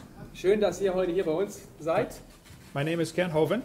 Mein Name ist Ken Hovind. I taught high school science for 15 years, Ich lehrte auf der High School seit 15 Jahren Wissenschaft. and now I speak on creation and evolution Und nun spreche ich über die Schöpfung, Evolution und Dinosaurier. and dinosaurs. This will be a continuation of our session on lies in the textbooks. Und wir setzen jetzt die Lektion über Lügen in den Lehrbüchern fort. I have collected textbooks for many years. Seit vielen Jahren sammle ich Lehrbücher I like science. und ich mag Wissenschaft. I'm concerned there are some lies in our textbooks, Und ich denke, es gibt einige Lügen in den Lehrbüchern. and I want to show you what they are. Und ich möchte dir zeigen, welche Lügen. There is no scientific evidence to support the evolution theory except known lies. Es gibt keinen wissenschaftlichen Beweis, um die Evolutionstheorie zu stützen, außer den bekannten Lügen. If real evidence exists for the theory, please show me, but don't lie to me. So, what? If real evidence exists, Okay. Wenn es wirkliche Beweise gibt, dann zeig sie mir bitte. Aber lüg nicht die Schüler an. if I had a theory that the moon is made of green cheese, Wenn that would be a dumb theory. Nehmen wir an, ich hätte eine Theorie, dass der Mond 3 Fuß hoch unter der Oberfläche aus grünem Käse besteht. It is okay to have a dumb theory. Es ist in Ordnung, eine dumme Theorie zu haben. There's no law against that. Es gibt kein Gesetz dagegen. But then suppose I said NASA proved it when they went there in 1973 on a secret mission. Aber wenn ich behaupten würde, die NASA hat es bewiesen, als sie 1973 in einer geheimen Mission dort war, Now I'm using lies to support my dumb theory. jetzt benutze ich Lügen, um eine dumme Theorie zu unterstützen. It is worse to get paid by tax dollars while I lie to support my dumb theory. Und es ist noch viel schlimmer, wenn ich mich für diese Lügen mit Steuergeldern bezahlen lasse. It is okay if someone wants to believe in evolution. Es ist in Ordnung, wenn jemand an Evolution glauben möchte. I don't mind about that. Das ist mir eigentlich egal. I don't want them to lie to support their theory. Aber ich möchte nicht, dass sie lügen, um ihre Theorie zu unterstützen. And I really don't want to pay their salary while they lie to support their theory. Aber ich möchte vor allem nicht ihren Lohn bezahlen, während sie andere Leute anlügen, um ihre Theorie zu unterstützen. Let's talk about some of the lies in the textbooks. Und jetzt wollen wir über ein paar Lügen in den Schulbüchern reden. The textbook says we have evidence from fossils. Die Schulbücher sagen, wir haben Beweise von den Fossilien. This is silly. Das ist dumm. No fossils count as evidence for evolution. Überhaupt kein Fossil kann als Beweis für Evolution gelten. You cannot prove those fossils had any children. Du kannst nicht beweisen, dass diese Fossilien irgendwelche Kinder hatten. You sure can't prove they had different children. Und du kannst noch nicht beweisen, dass sie unterschiedliche Kinder hatten. Evolution is dead. Some followers are having a hard time letting it go. They even lie to make you think everything is fine. Die Evolution ist tot und manche Anhänger haben Schwierigkeiten, sie fahren zu lassen. Sie lügen sogar, um uns glauben zu machen, dass alles in Ordnung sei. They say he never looked better. Pulse and heart rate look good. Die Ärzte sagen, sie sahen nie besser aus, ihr Puls und ihre Herzfrequenz sind gut. No, it is dead. Ja, die Evolution ist tot. Time to bury it. Es ist Zeit, sie zu begraben. Evolution is based on two faulty assumptions. They say mutations make something new and natural selection makes it survive and take over the population. Die Evolution basiert auf 2 falschen Annahmen. Die erste ist, Mutationen bringen etwas Neues hervor und die natürliche Selektion lässt das Neue überleben und die ganze Population. In order for evolution to work, one animal must evolve a little better than the rest. Damit Evolution funktioniert, muss ein Tier sich weiterentwickeln und fortschrittlicher sein wie der Rest. The rest have to die, Der Rest muss aussterben, or else the new improved genes are swamped into the gene code. damit die neuen verbesserten Gene in den Genpool hineinkommen. Evolution is a religion of death. Die Evolution ist eine Religion des Todes. The question is simple. Did man bring death into the world, or did death bring man into the world? Die Frage ist wirklich, hat der Mensch den Tod in die Welt gebracht oder hat der Tod den Menschen in die Welt gebracht? These two theories are opposite. Und diese zwei Theorien widersprechen sich, schließen sich aus. They say mutations are the source of variations in populations. Man behauptet, Mutationen seien die ursprüngliche Quelle der Variationen. There's no question, mutations happen. Es gibt keine Frage, Mutationen passieren. But no one has ever seen a good one. Aber niemand hat je eine gute Mutation gesehen. Mutations do not produce evolution.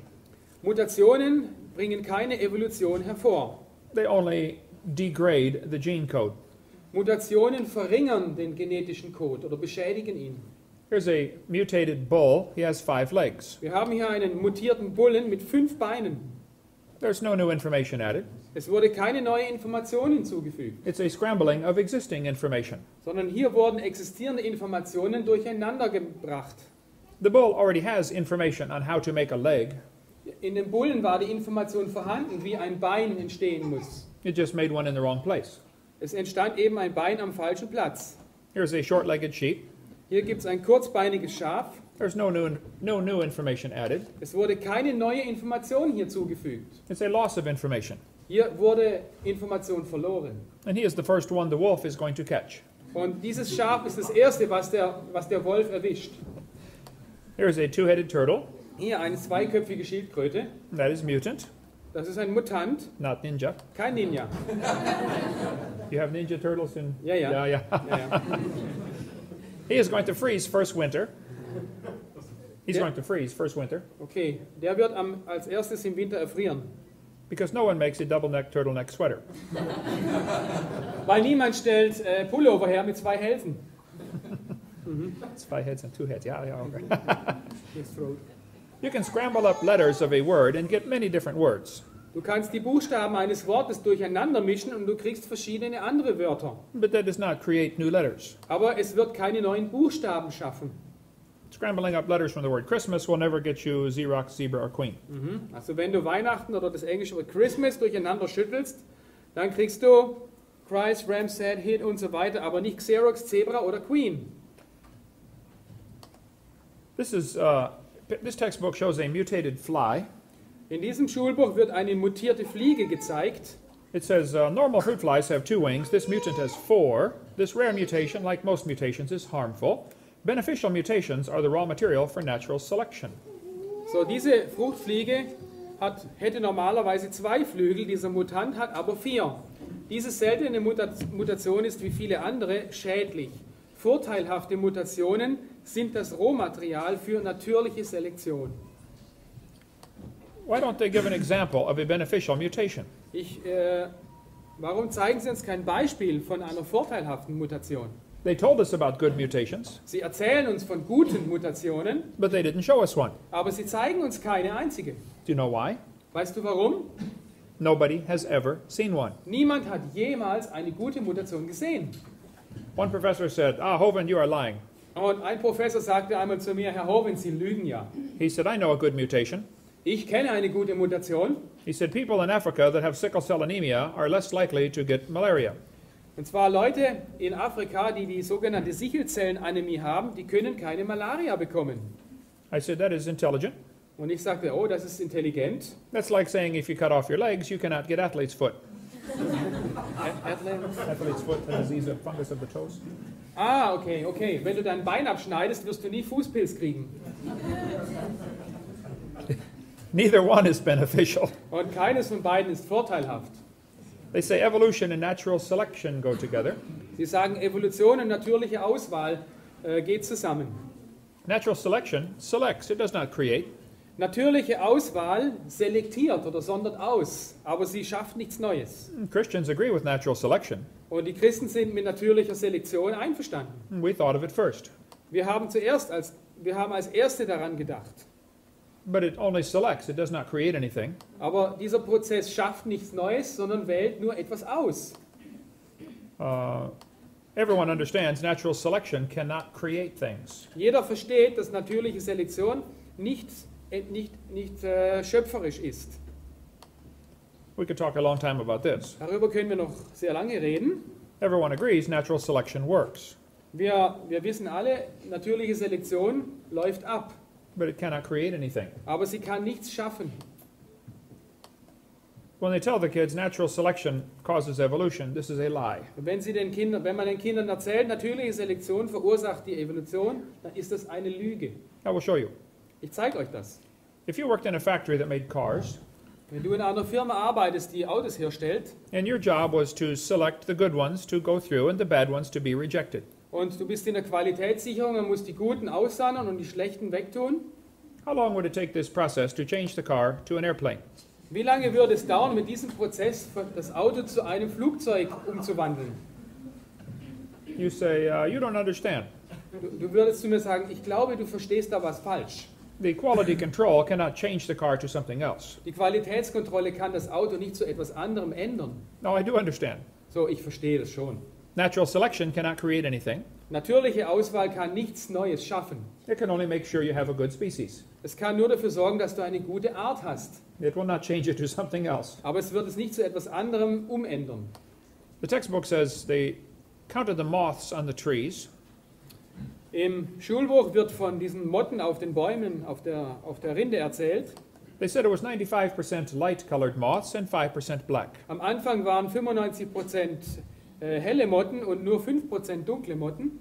Then they said they burned coal in the factories and the trees turned black. Und dann hat man in der industriellen Produktion Kohle verbrannt und die Bäume färbten sich schwarz. And now it's 5% light and 95% black. Und jetzt gibt es nur noch 5% helle Motten und 95% dunkle Motten. How many heard this story when you went to school? Und wie viele von euch haben das schon gehört in der Schule? The entire story is a lie. Die ganze Geschichte ist eine Lüge. After 40 years of watching the trees, they found 2 moths on the trees. Nach 40 Jahren Beobachtung von Bäumen haben sie 2 Motten gefunden auf den Bäumen. So they glued dead moths to the tree to take that picture for your textbook. Und um dieses Bild zu kriegen für das Schulbuch, haben sie tote Motten auf die Bäume geklebt. They only found 2 moths in 40 years. In 40 Jahren haben sie eigentlich nur 2 Motten gefunden. What is 95% of 2? Was ist 95% von 2? It's a lie. Das ist eine Lüge. Take that page out of the book. Reiß diese Seite aus dem Buch raus. But they still teach this in textbooks all over the world. Aber diese Lüge wird immer noch in den Schulbüchern gelehrt, in der ganzen Welt. Here they are teaching this at a zoo. Hier wird das sogar in einem Zoo gelehrt. Why would a zoo teach evolution? Warum sollte ein Zoo Evolution lehren? The tax-funded institutions like zoos and museums and schools are always teaching evolution. Alle diese Institute, Tax-funded institutions like okay, zoos. alle diese steuerfinanzierten Institute lehren Evolution.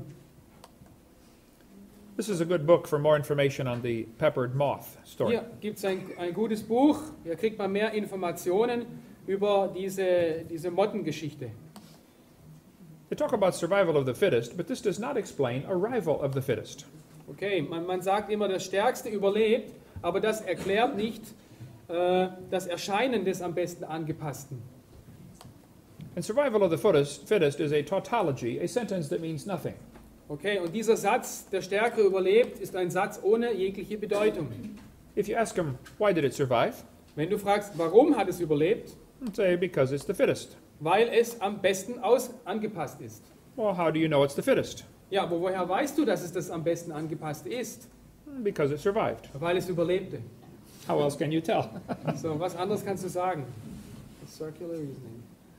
It's not always survival of the fittest. Es ist nicht immer das Überleben des am besten Angepassten. If a whale goes through a school of fish and eats 80% of them, Wenn ein Wal durch eine Schule Fische schwimmt und 80% von ihnen frisst, it is not survival of the fittest. ist das nicht das Überleben des am besten Angepassten. It is survival of the luckiest. Es ist das Überleben, es überlebt der am meisten Glück hat. That's what really happens in nature. Das ist, was in der Natur wirklich abläuft. Some people make good observations and still come to the wrong conclusions. Manche Leute machen gute Beobachtungen und kommen jedoch zu falschen Schlussfolgerungen. One day some scientists were going to see how far a frog could jump. Und Wissenschaftler wollten einmal wissen, wie weit kann ein Frosch springen. They put a big frog on the ground and said, "Jump, frog, jump." Und sie haben einen großen Frosch auf den Boden gesetzt und gesagt, Frosch, spring! The frog jumped 80 inches. Und der Frosch, der sprang 80 Zoll weit.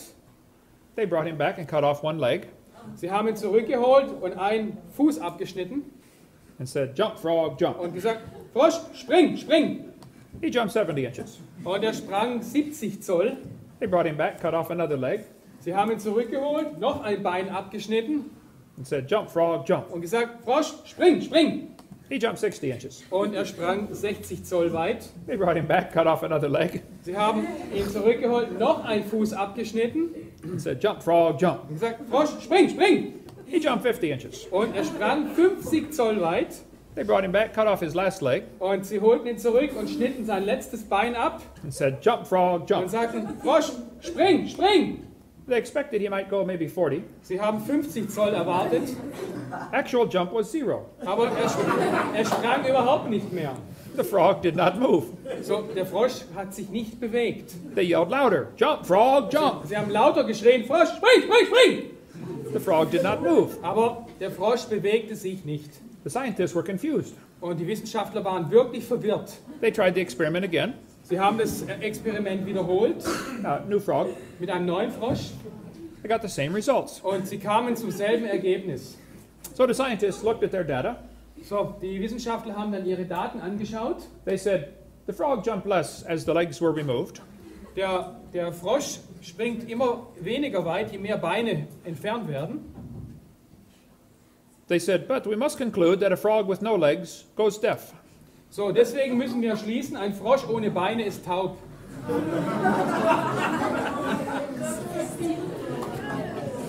This is an example of good observation and bad conclusions. So, das ist ein Beispiel für gute Beobachtung, aber falsche Schlussfolgerung. That's what happened with the fruit flies. Okay, genau das gleiche passiert mit den Fruchtfliegen. They put the flies in the laboratory and mutated them with radiation and microwaves. Gut, sie haben diese Fruchtfliegen im Labor mutieren lassen durch Bestrahlung und Radiowellen. They got flies with curled wings. Und sie bekamen also Fliegen mit gelockten Flügeln. They fly around. Und sie flogen immer im Kreis rum, Could not go anywhere. They got aber flies kamen with, nirgendwo an. they got flies with no wings. Dann hatten sie Fliegen ohne Flügel. It's not a fly, it's a crawl. So, das war keine Fliege, das war ein Kriecher. Ein Krabbler. Yeah. So they said, fruit flies refuse to become anything but fruit flies under any circumstances yet devised. Fruchtfliegen lehnen es ab, irgendetwas anderes zu werden als Fruchtfliegen. Noch könnten sie es sich unter irgendwelchen Umständen vorstellen. They said all mutations produce flies that were inferior to the original fly. Alle Mutationen haben wieder Fliegen hervorgebracht, die aber dem Original unterlegen waren. This is a good observation. Das ist eine gute Beobachtung. Then they said, fruit flies must have evolved as far as they can go. Und dann haben sie gesagt, ja, die Fruchtfliegen, die haben sich wahrscheinlich so weit entwickelt, wie es überhaupt geht. That's a bad conclusion. Und das ist eine schlechte Schlussfolgerung. Maybe you should conclude that God made them right to begin with. Du solltest vielleicht sagen, Gott hat sie am Anfang genau richtig gemacht. All you are doing is hurting them in your laboratory. Und alles, was du getan hast, du hast sie in deinem Labor verletzt. Jump, frog, jump. Ja, spring, Frosch, spring. Then they tell the students to think critically. Dann hat man den Schülern beigebracht, ihr müsst kritisch denken. They say, do you think humans are still evolving? Und die Frage lautete, denken Sie, dass sich Menschen immer noch entwickeln? What kind of question is this? Was ist das für eine Frage? That's a question like, have you stopped beating your wife yet? Das ist eine Frage wie, haben Sie schon aufgehört, Ihre Frau zu schlagen? If I say yes, I'm admitting I did. Und wenn ich Ja sage, gebe ich zu, dass ich das getan habe. If I say no, I'm still doing it. Und wenn ich Nein sage, schlage ich sie immer noch. Did you know it is possible for the question to already have a built-in assumption? Weißt du, dass es möglich ist, eine Annahme in eine Frage zu tun, zu verstecken? The question that they asked is not a good question. Die Frage, die man hier stellt, ist keine gute Frage. How is a Christian kid supposed to answer this question? Wie sollen christliche Kinder diese Frage beantworten? Do you think humans are still evolving? Doesn't that assume evolution has happened? Bedeutet das nicht, dass Evolution passiert ist? This is not a question to learn to think critically. Das ist keine Frage, um kritisch denken zu lernen. This is a Soviet-style indoctrination type question. So, das ist die Sowjet-Indoktrinierungsfrage. And when the kid is done taking this class, he will think he knows how to think. Und wenn das Kind dann diese Klasse durchgemacht hat, wird es denken, dass es denkt. He does not know how to think. Aber es weiß nicht, wie es denken soll. He knows how to believe what he's been told. So, es weiß, wie es glauben soll, und zwar das, was gelehrt wurde. I would say, this question is poorly written. It assumes evolution has happened when it has not. Ja, diese Frage ist schlecht gestellt, weil angenommen wird, dass Evolution stattgefunden hat, auch wenn es nicht so ist.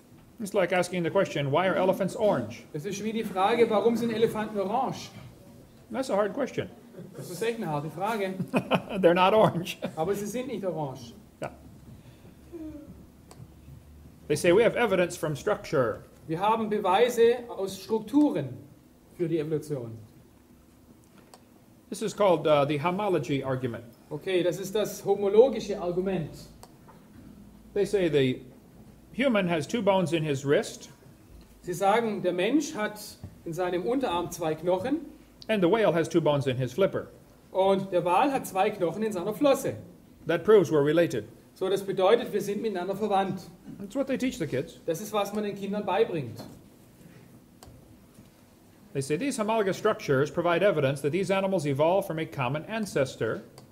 Und hier wird gesagt, dass diese Strukturen, diese homologen Strukturen oder gleichartigen Strukturen beweisen, dass es sich hier um einen gemeinsamen Vorfahren handeln muss. Let's see. This is found in just about every textbook. Und das findet man fast in jedem Schulbuch. They say comparative anatomy proves evolution. Und man sagt hier, vergleichende Anatomie beweist die Evolution. This is in a textbook used here in Germany. Hier, das ist ein Schulbuch aus Deutschland. They say comparative anatomy provides further evidence of evolution. The commonalities suggest these and other vertebrate animals are all related. They probably had evolved from a common ancestor. Okay, die vergleichende Anatomie. Where is it in German? Oh, okay. Yeah, it's just Ja, translated. okay. Die vergleichende Anatomie liefert weitere Beweise für die Evolution.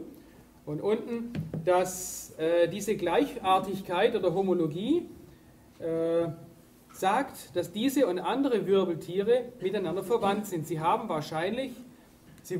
entwickelten sich wahrscheinlich von einem gemeinsamen Vorfahren. This is a lie. Das ist eine Lüge. They probably have a common designer. Sie haben sehr wahrscheinlich einen gemeinsamen Designer. The same person designed all these animals. Dieselbe Person hat alle diese Tiere geschaffen, geplant. But this lie is used in textbooks all over the world. Aber diese Lüge wird in den Schulbüchern über die ganze Welt gebraucht. Let's see. Similar design might prove the same designer made them. Ähnlicher Entwurf ist ein Beweis dafür, oder kann ein Beweis dafür sein, dass es sich hier um denselben Designer handelt. The lug nuts from a Pontiac will fit on a Chevy. Okay, die Radmuttern von einem Pontiac passen auch bei einem Chevy. They will. Ja? That proves they both evolved from a Honda. So, das beweist, dass die beiden sich aus einem Honda entwickelt haben. No, Pontiac and Chevy have the same manufacturer. Nein, Pontiac und Chevy werden in derselben Fabrik hergestellt. So the similarity does not prove common ancestor. So, und diese Gleichartigkeit beweist keinen Vorfahren. Many animals have a similar forelimb structure. Viele Tiere haben eine ähnliche Unterarmschenkelstruktur. That's a good observation. Das ist eine sehr gute Beobachtung. They must have had a common ancestor. Sie müssen einen gemeinsamen Vorfahren haben. That's a bad conclusion. Das ist eine schlechte Schlussfolgerung. This helps prove we came from a rock. Das beweist, dass wir alle von einem Felsen abstammen. Now you really have a bad conclusion. So, das ist jetzt eine wirklich schlechte Schlussfolgerung. Jump, frog, jump. Spring, Frosch, spring! They say we have evidence from development. Wir haben hier Beweis durch die Entwicklung. This one makes me angry. Und das ärgert mich wirklich. I will try to stay calm while we talk about it. What? I'll try to stay calm while we talk about Okay, okay. Und ich werde versuchen, ruhig zu bleiben, während wir darüber reden. it. The similarity between early stages in development helped convince Darwin that all forms of life shared common ancestors. Die Ähnlichkeit zwischen früheren Stufen in der Entwicklung vieler verschiedener Tiere half Darwin zu überzeugen, dass alle Lebensformen gemeinsame Vorfahren teilten. Darwin considered this the strongest class of facts in favor of his theory. Haeckel called it the biogenetic law. Darwin betrachtete dies bei weitem als die stärkste einzelne Klasse von Fakten, die für seine Theorie sprachen. Haeckel nannte das biogenetische Gesetz. Haeckel is the man who made up this idea. Und Haeckel ist derjenige, der diese Idee erfunden hat. He was a professor at the University of Jena. Und er war ein Professor von der Universität Jena. Jena. Ja. Yeah. This textbook says the presence of fish-like structures in embryos of different species shows these animals have evolved from fish and share the basic pattern of fish development. Okay, das Vorhandensein dieser fischartigen Strukturen in Embryos verschiedener Arten zeigt, dass sich diese Tiere aus Fischen entwickelten und das grundlegende Muster der Fischentwicklung teilen. What are they talking about? Über was reden die hier eigentlich? Let's see. Well, they say the embryo has gills like a fish. Und Sie sagen hier ein human embryo? Yeah, yeah. Okay, dieser menschliche Embryo hat Kiemen wie ein Fisch. That is a lie. Those are not gill slits. Aber das ist eine Lüge, das sind keine Kiemen. The little folds of skin Diese kleinen Hautfalten do not develop into gills. entwickeln sich nicht in Kiemen. They become bones in the ear and glands in the throat. Sie werden zu Knochen in den Ohren und was sind Glands? Und Drüsen im Hals. They never have anything to do with breathing. Sie haben überhaupt nichts mit Atmen zu tun. I've seen people with 5 or 6 chins. They cannot breathe through any of them but the top one. Oder? Ich habe Leute mit 5 oder mehr Kins gesehen, Kinnfalten, und die können nicht besser atmen. Ernst Haeckel read Darwin's book in 1860 when it was translated to German. Ernst Haeckel las das Buch von Darwin, als es 1860 übersetzt wurde. This book changed his life. Und er sagte, es sei der Wendepunkt in seinem Denken. Darwin said, we should find evidence for my theory. Und Darwin sagte, wir sollten Beweise finden für meine Theorie. 10 years later, they still had no evidence. Und 10 Jahre später hatten sie immer noch keine Beweise. So Haeckel decided to help out. Und Haeckel entschied sich, ihm zu helfen. He was a professor of embryology. Er war ein Professor der Embryologie. So he took pictures of, or he made drawings of embryos of different animals. So, er machte Zeichnungen von Embryos in verschiedenen Wachstumsstadien. He changed them to make them look exactly alike. Und er änderte diese Zeichnungen, damit sie ähnlich aussehen. He lied. Er log. He made giant pictures of his fake drawings. Er machte sehr große Zeichnungen seiner Fälschungen. And Haeckel traveled all over Germany, converting the Germans to believing in evolution.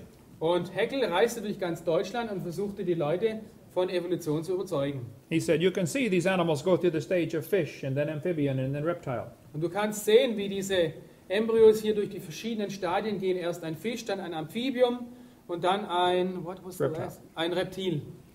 He said they all have gill slits. Sie haben alle Kiemenschlitze. And he would point to the folds of skin on each one. Und er hat immer hier auf die Kiemenfalten gezeigt. That was his evidence. Das war sein Beweis. Actually, he lied. Aber er hat in Wirklichkeit gelogen.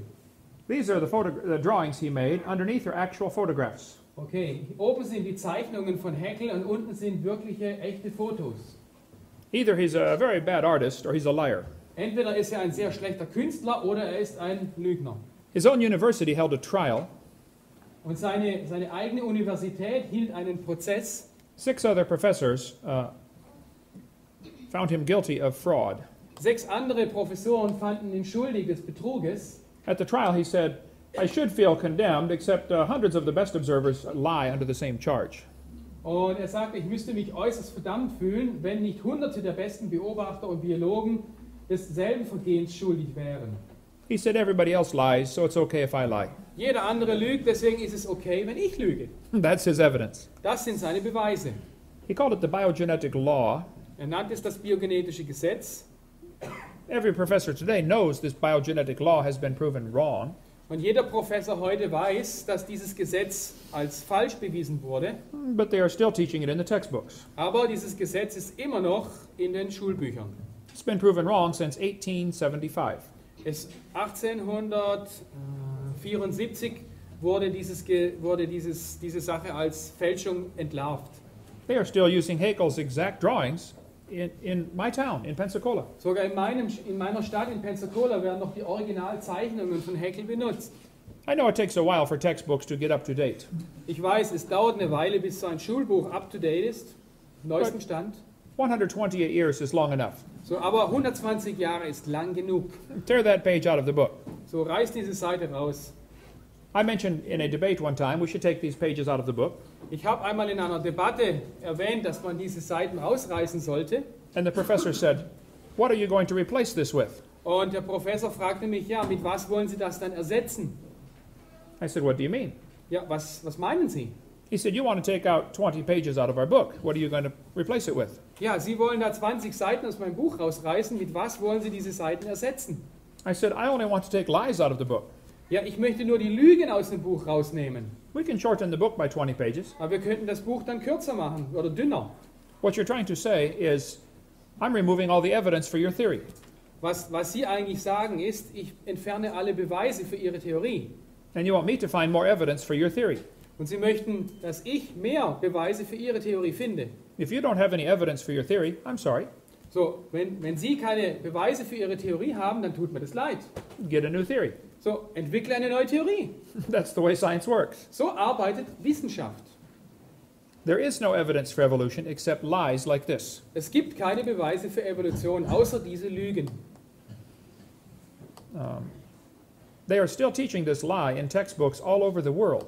Und diese Lüge wird überall in der ganzen Welt immer noch in Schulbüchern verbreitet. Darwin predicted they would find evidence for his theory. Darwin sagte voraus, dass man Beweise für seine Theorie finden würde. Haeckel faked the drawings in 1869. Und Haeckel fälschte seine Zeichnungen 1870. It was proven wrong in 1875, Er wurde 1857 des Betruges überführt. but it's still in textbooks. Aber diese Lüge ist immer noch in den Schulbüchern.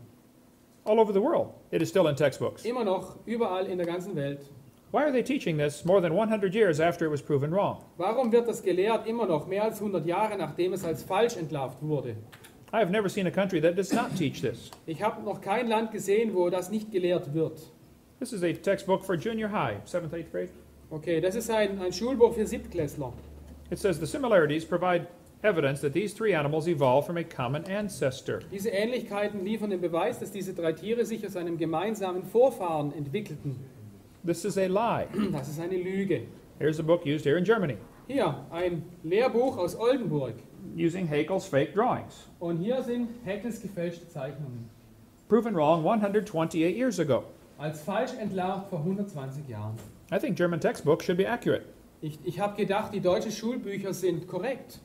You can build some very amazing cars. Also ihr könnt wirklich tolle Autos bauen. Why don't you get some good textbooks? Warum habt ihr nicht gute Schulbücher? Amen. It's in textbooks everywhere. Überall ist es in den Schulbüchern. They still teach this lie. Immer noch wird diese Lüge verbreitet. I think I know why. Und ich weiß auch warum. This one says humans and fish embryos resemble each other because humans and fish share a common ancestor. Ebenso ähneln sich menschliche und Fischembryos, weil Menschen und Fische einen gemeinsamen Vorfahren miteinander teilen. This is a college textbook, still teaching the students the embryo has gills. Hier ein Schulbuch aus dem Gymnasium, wo das immer noch gelehrt wird mit den Kiemen. This one shows a picture of a 5 to 6 week embryo, Dieses Bild zeigt einen 5 bis 6 Wochen alten Embryo. but then it says by 7 months the fetus looks from the outside like a tiny normal baby, but it's not. Nach 7 Monaten sieht dieser Fötus von außen aus wie ein ganz normales kleines Baby, aber das ist es nicht. It's not a baby at 7 months. Es ist mit 7 Monaten kein Baby, This is a lie. das ist eine Lüge. It's a human at conception. Es ist seit der Empfängnis ein Mensch. Amen. 34% of babies born at 5.5 months survive. 34% der Säuglinge, die mit 5,5 Monaten geboren werden, überleben. One lady had surgery on her baby before it was born.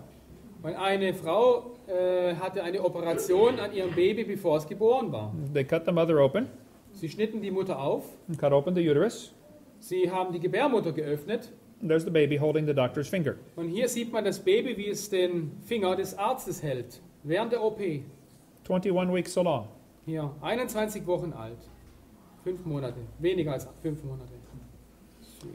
The angel of the Lord said, Thou art with fetus. Und der Engel des Herrn sagte, siehe, du hast einen Fötus? No, I think he said you're with child. Nein, du bekommst ein Kind. Du bist schwanger. It's a child before it is born.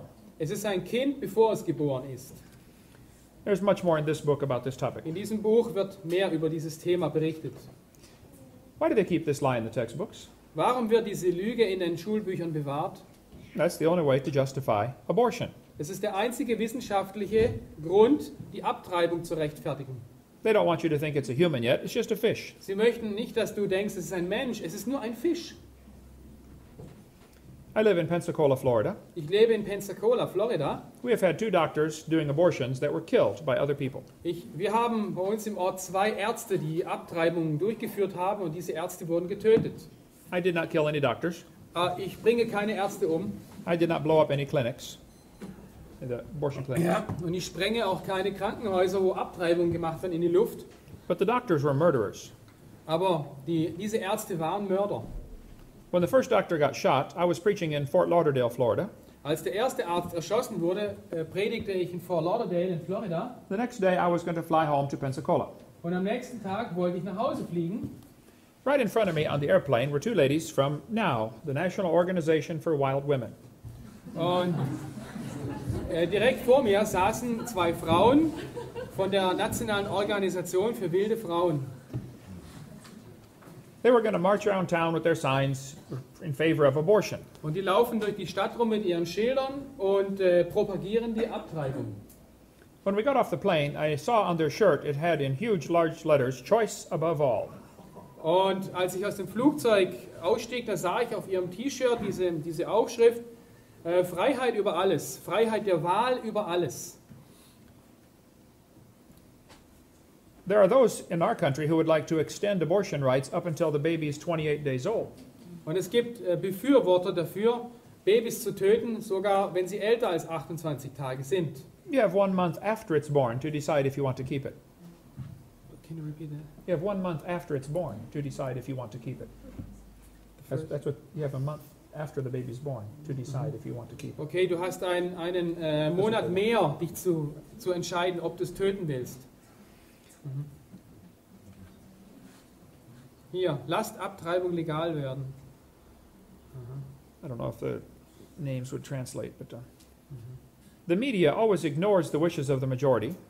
Die Medien ignorieren die Wünsche der Mehrheit. You could have 1,000 people line your streets against abortion, and it would not make the news. Du kannst Tausende von Leuten haben, die gegen Abtreibung sind, aber es kommt nicht in die Nachrichten. That's why I refuse to take the paper. So, das ist der Grund, warum ich keine Zeitung habe. I don't want to support their liberal cause. Ich möchte nicht ihre liberalen Sachen unterstützen.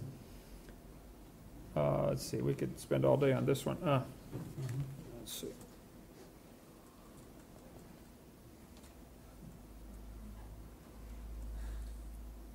Here's the logic they use to justify abortion. Und hier sind die Gründe, um Abtreibung zu rechtfertigen. They'll say it's not human. Sie sagen, es ist kein Mensch. That's crazy. It was proven wrong in 1874. 1874 wurde das aber widerlegt. Das ist falsch. They'll say it can't live on its own. Sie sagen, ja, es ist nicht lebensfähig aus sich selbst heraus. They say it's not viable, is it? Ja. Well, you're not viable either, stark naked on the North Pole. So, wenn man uns nackt am Nordpol aussetzt, sind wir auch nicht überlebensfähig.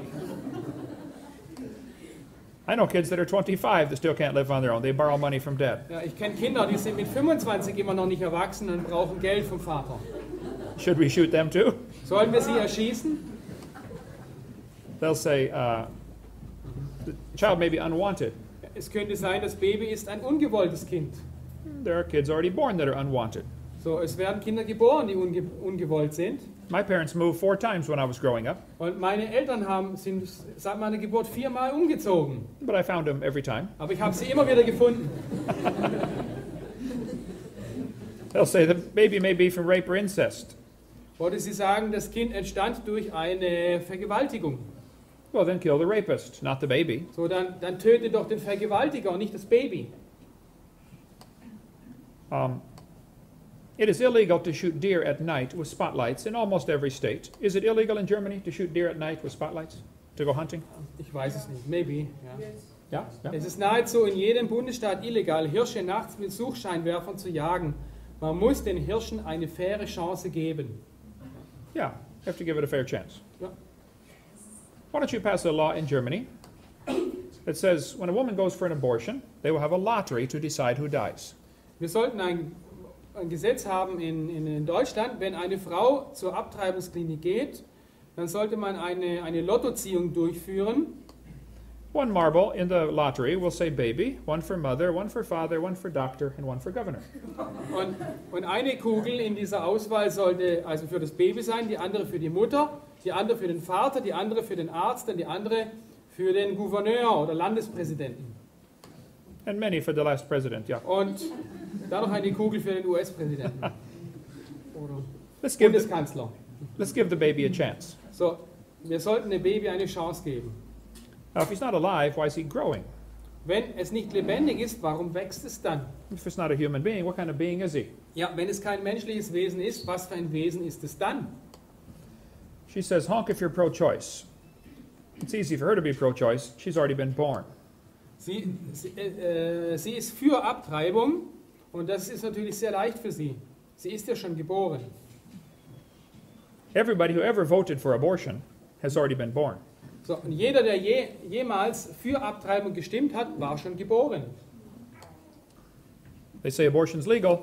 Ein anderer Grund ist, dass Abtreibung gesetzlich legal ist. That doesn't make it right. Aber deswegen ist es noch lange nicht richtig. In 1936, the German Supreme Court declared Jews are not persons. 1936 erklärte das deutsche oberste Gericht, dass Juden keine Personen sind. That was the Supreme Court decision that said it's okay to kill Jews. So, das war der oberste Gerichtshof, der sagte, dass es in Ordnung ist, Juden zu töten. You cannot understand what happened here in Germany unless you see how evolution theory tied in. Und du verstehst nicht, was hier in Deutschland passiert ist, bevor du merkst, wie Evolution oder welche Rolle Evolution in dieser Sache spielt. Hitler said the Germans were the superior race that deserved to rule the world. Und Hitler glaubte, die Deutschen seien die überlegene Rasse, die es verdiente, die Welt zu regieren. He said the Führer consistently sought to make the practice of Germany conform to the theory of evolution. Der deutsche Führer hat beständig danach getrachtet, die deutsche Praxis der Evolutionstheorie konform zu machen. Anyone who studies Hitler will understand this. Und jeder, der das Leben Hitlers studiert, wird das verstehen. Hitler said, if you want these criminals, I will send them to you on luxury ships. Hitler sagte, ich kann nur hoffen und erwarten, dass der Rest der Welt, der so große Sympathie für diese Kriminellen empfindet, letztendlich großzügig genug sein wird, diese Sympathie in praktische Hilfe umzumünzen. Wir unsererseits sind bereit, alle diese Kriminellen diesen Ländern zur Verfügung zu stellen, sogar auf Luxusschiffen. President Roosevelt refused to let them come to America. Und Präsident Roosevelt weigerte sich, diese Leute ins Land aufzunehmen. There was just as much racism in my country. Es gibt genauso viel Rassismus in meinem Land. In Hitler's book, you can see his evolutionary thinking. In Hitlers Buch kann man sein evolutionistisches Denken Just read sehen. that. Ja. Go Okay. I told it. The whole thing? Oh, okay. Hitler thought it was the duty of the strong to trample the weak. Hitler dachte, es sei die Pflicht des Starken, den Schwachen niederzutrampeln. He said, I have the right to exterminate an inferior race that breed like the vermin. Ich habe das Recht, sagte er, eine unterlegene Rasse auszulöschen, die sich wie das Ungeziefer vermehrt. He said, biological evolution is the best weapon against traditional religion. Er sagte, der Gedanke der biologischen Evolution ist die überzeugendste Waffe gegen die traditionelle Religion. Hitler was against traditional religion. Hitler war ein Feind der traditionellen Religion. He said, no more than nature desires the mating of a stronger with weaker individuals, even less does she desire the blending of a higher with a lower race. He talked about mingling of Aryan blood with lower peoples.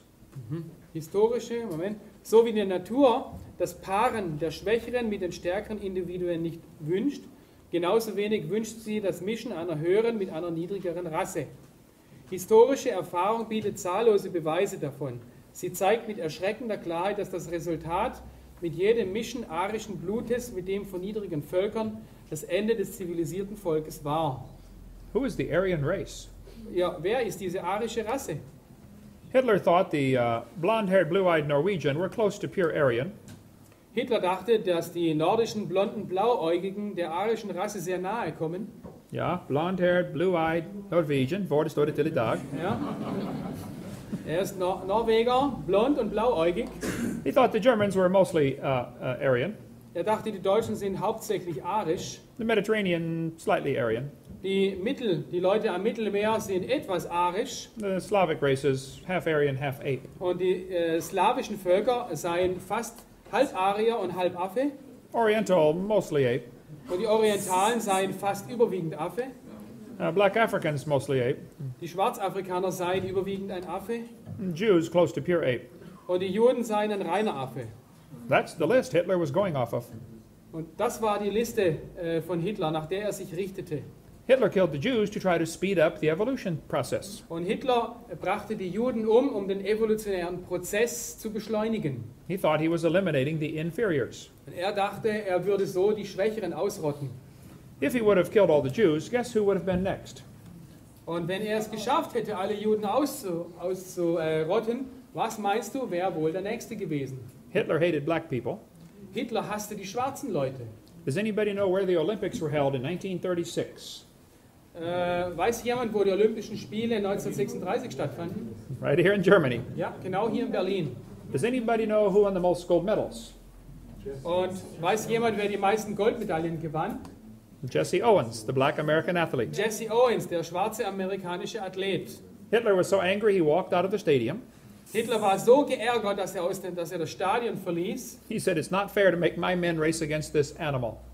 Und es ist nicht fair, meine weißen Leute gegen dieses Tier rennen zu lassen. That's why he hated Christianity. Und das ist auch der Grund, warum er das Christentum hasste. He thought Christianity was the most fatal, seductive lie that ever existed. Ja, er betrachtete das Christentum als die fatalste, verführerischste Lüge, die je existiert hat.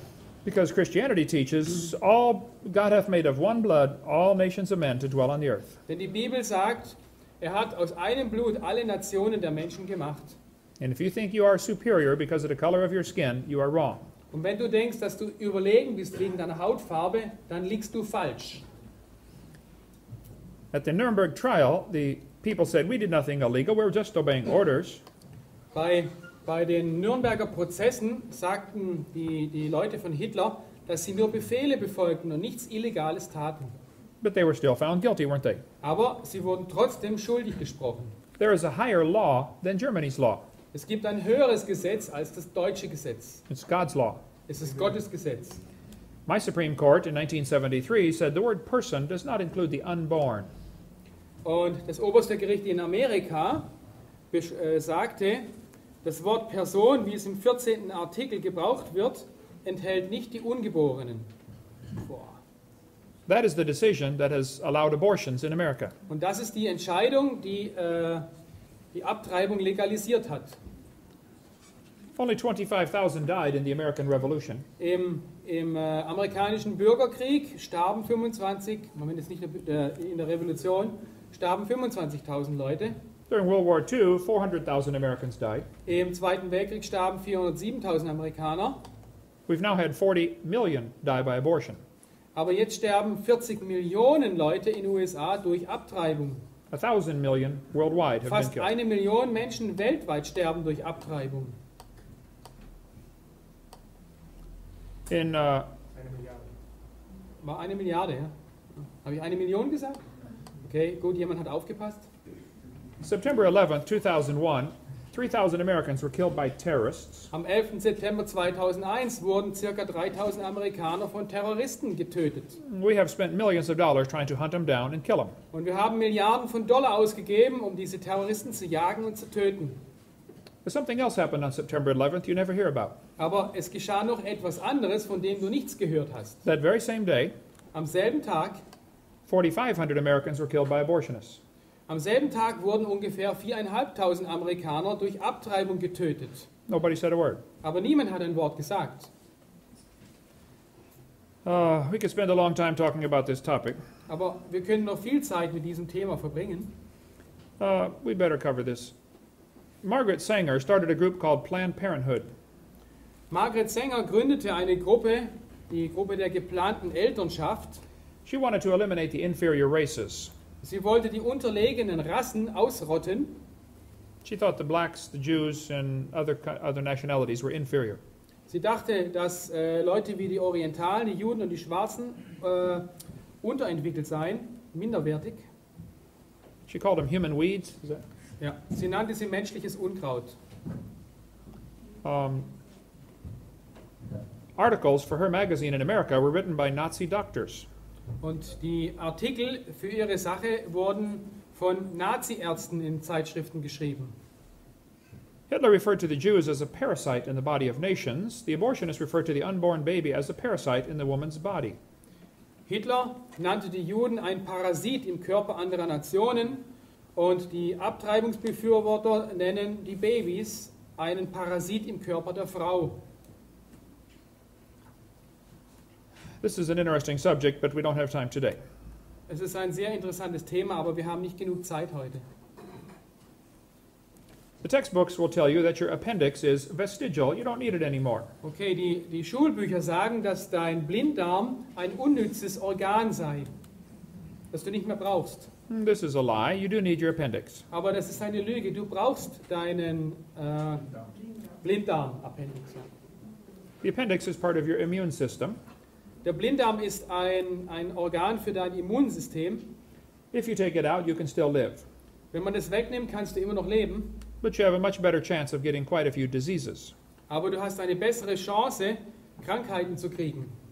Just because you can live without something does not mean you don't need it. Nur weil du ohne etwas leben kannst, heißt es nicht, dass du es nicht brauchst. You can live without both your legs and both your arms and both your eyes. Du kannst ohne deine beiden Beine, deine beiden Arme und ohne deine beiden Augen leben. It doesn't mean you don't need them. Das bedeutet nicht, dass du sie nicht brauchst. They say the whale has a vestigial pelvis. Und man behauptet, der Wal enthält ein verkümmertes Becken. This is silly. Aber das ist Unsinn. Dumm. These people teach that the cow evolved to the whale. Und diese Leute hier lehren, dass sich die Kuh zum Wal entwickelt hat. Only have to make a few changes. Man muss nur ein paar Veränderungen machen. This one says whales have a vestigial pelvis and leg bone that serve no purpose. Sie sagen, Wale haben rudimentäre oder unnütze Becken und Beinknochen, die keine Aufgabe erfüllen. It says they have hind limb bones that have no function. Sie haben Hinterbeinknochen, die keine Funktion mehr haben. Just imagine whales walking around. It's true. Stell dir vor, Wale würden herumlaufen, es ist wahr. These are the bones they're talking about right there. Das sind die Knochen, um die es hier geht. Just imagine the whale walking around. Stell dir mal vor, so ein Wal müsste rumlaufen. These bones are found in nearly all large whales. Diese Knochen werden in fast allen Walen gefunden. This is not a vestigial pelvis, Es ist kein unnützes Becken. but the textbooks teach it's a vestigial pelvis. Aber die Lehrbücher sagen, es ist ein Becken ohne Funktion. It says the whale's pelvis is evidence of its evolution from four-legged land-dwelling mammals. Und diese Beckenknochen sind der Beweis für die Evolution von einem vierfüßigen Tier. This is a lie. Das ist eine Lüge. Those bones are special bones that muscles attach to. Diese Knochen sind ganz besondere Knochen, an denen bestimmte Muskeln befestigt sind. And without those bones and those muscles, the whales cannot reproduce. Und ohne diese Knochen und Muskeln können sich die Wale nicht fortpflanzen. This has nothing to do with walking on land. Das hat nichts mit dem Laufen auf dem Land zu tun. It has to do with getting baby whales. Es hat etwas mit Babywal bekommen zu tun. There are no vestigial organs, and if there were, that would be the opposite of evolution. Es gibt keine verkümmerten Organe und wenn das so wäre, dann wäre das ja das Gegenteil von Evolution. That would be losing something, not gaining it. So, das wäre ja, man würde ja etwas verlieren und nicht etwas Neues bekommen. I have a 5-meter snake skin in my museum. Ich habe eine 5 Meter lange Schlangenhaut in meinem Museum It has claws at the south end of the snake. und am Ende der Haut hat sie Krallen. Very tiny claws attached to a small bone. Hier sehr, sehr kleine Krallen, die mit einem Knochen verbunden sind. The textbook says this is reduced hind legs, rudimentary hind legs. Und die Schulbücher sagen, das ist ein verkleinertes Hinterbein. This is silly. Aber das ist dumm. Those are not reduced hind legs. Das sind keine verkümmerten Hinterbeine. The claws are used in mating. Diese Klauen werden von der Schlange gebraucht, The snake does not have any arms. wenn sie sich fortpflanzt. He cannot talk. Sie hat keine Arme, sie kann nicht sprechen He cannot say, scoot over, please. und sie kann nicht sagen, rück mal näher. This has nothing to do with walking on land. Es hat überhaupt nichts mit Fortbewegen auf dem Land zu tun, It has to do with getting baby snakes. sondern es hat etwas damit zu tun, Babyschlangen zu zeugen. So the people that are writing this are ignorant about snake anatomy. So, die Leute, die so etwas schreiben, kennen sich nicht aus mit der Anatomie der Schlangen. Or they're lying to your kids. Oder sie lügen eure Kinder an. That page should be torn out of the book. Diese Seite sollte aus dem Buch herausgerissen werden. This textbook says humans have a tailbone that is of no apparent use. Dieses Buch sagt, die Menschen haben einen Schwanzknochen am Ende der Wirbelsäule, der keinen augenscheinlichen Zweck erfüllt. I was in a debate with an atheist one time. Ich habe einmal eine Debatte mit einem Atheisten geführt. He said, I have proof for evolution. Ich habe Beweise für Evolution. Humans have a tailbone they do not need. Die Menschen haben einen Schwanzknochen, den sie nicht mehr brauchen. I said, Mr. Patterson, I taught biology and anatomy. Und ich habe gesagt, also Mr. Patterson, ich habe Anatomie und Biologie gelehrt. I know there are 9 small muscles that attach to the tailbone. Und ich weiß, dass es 9 kleine Muskeln gibt, die an diesem Schwanzknochen befestigt sind. Without this, there are some important things you cannot do. Und ohne diese Muskeln und Knochen gibt es einige wichtige Dinge, die du nicht mehr machen kannst. I won't tell you what they are. Aber ich möchte dir nicht sagen, was es ist. But trust me, you need those tailbones. Aber glaub mir, du brauchst diese Schwanzknochen. I said, if you think the tailbone is vestigial, Und wenn du denkst, dass diese Schwanzknochen unnütz sind, I will pay to have yours removed. dann werde ich die Operation bezahlen, damit sie dir entfernt werden. He did not volunteer. Aber er wollte das Angebot nicht annehmen. This one says the tailbone, the coccyx, is a small bone at the end of the human vertebral column. It has no present function and is thought to be the remainder of bones that once occupied the long tail of a tree-living ancestor. Okay, man sagt hier, dieser Cox oder Steiß ist ein kleiner Knochen am Ende der menschlichen Wirbelsäule. Er hat keine gegenwärtige Funktion und man denkt, er sei das Überbleibsel von Knochen, die einst den langen Schwanz eines auf Bäumen lebenden Ahnen trugen. This is a lie. Das ist eine Lüge. A tailbone would be very handy. Ein Schwanzknochen wäre wirklich wäre wunderbar. A tail would be very handy, yeah. Ein Schwanz wäre echt super. If you had 2 sacks of groceries, you could still open the door. Ja, wenn deine Hände mit Einkaufstüten voll sind, dann wäre das wunderbar, um eine Türe zu öffnen. You could drive down the highway and hold the can of Coke and tune the radio. Ja, du kannst auf der Straße fahren und gleichzeitig die Cola halten und das Radio einschalten. The tailbone is not vestigial. So, das Steißbein ist kein unnützer Knochen. Everything used to support the evolution theory is a lie. Alle Beweise, die die Evolutionstheorie unterstützen, sind Lügen. Take these pages out of the book. Reiß diese Seiten aus dem Buch. We offer $250,000 for anyone with any real evidence for evolution.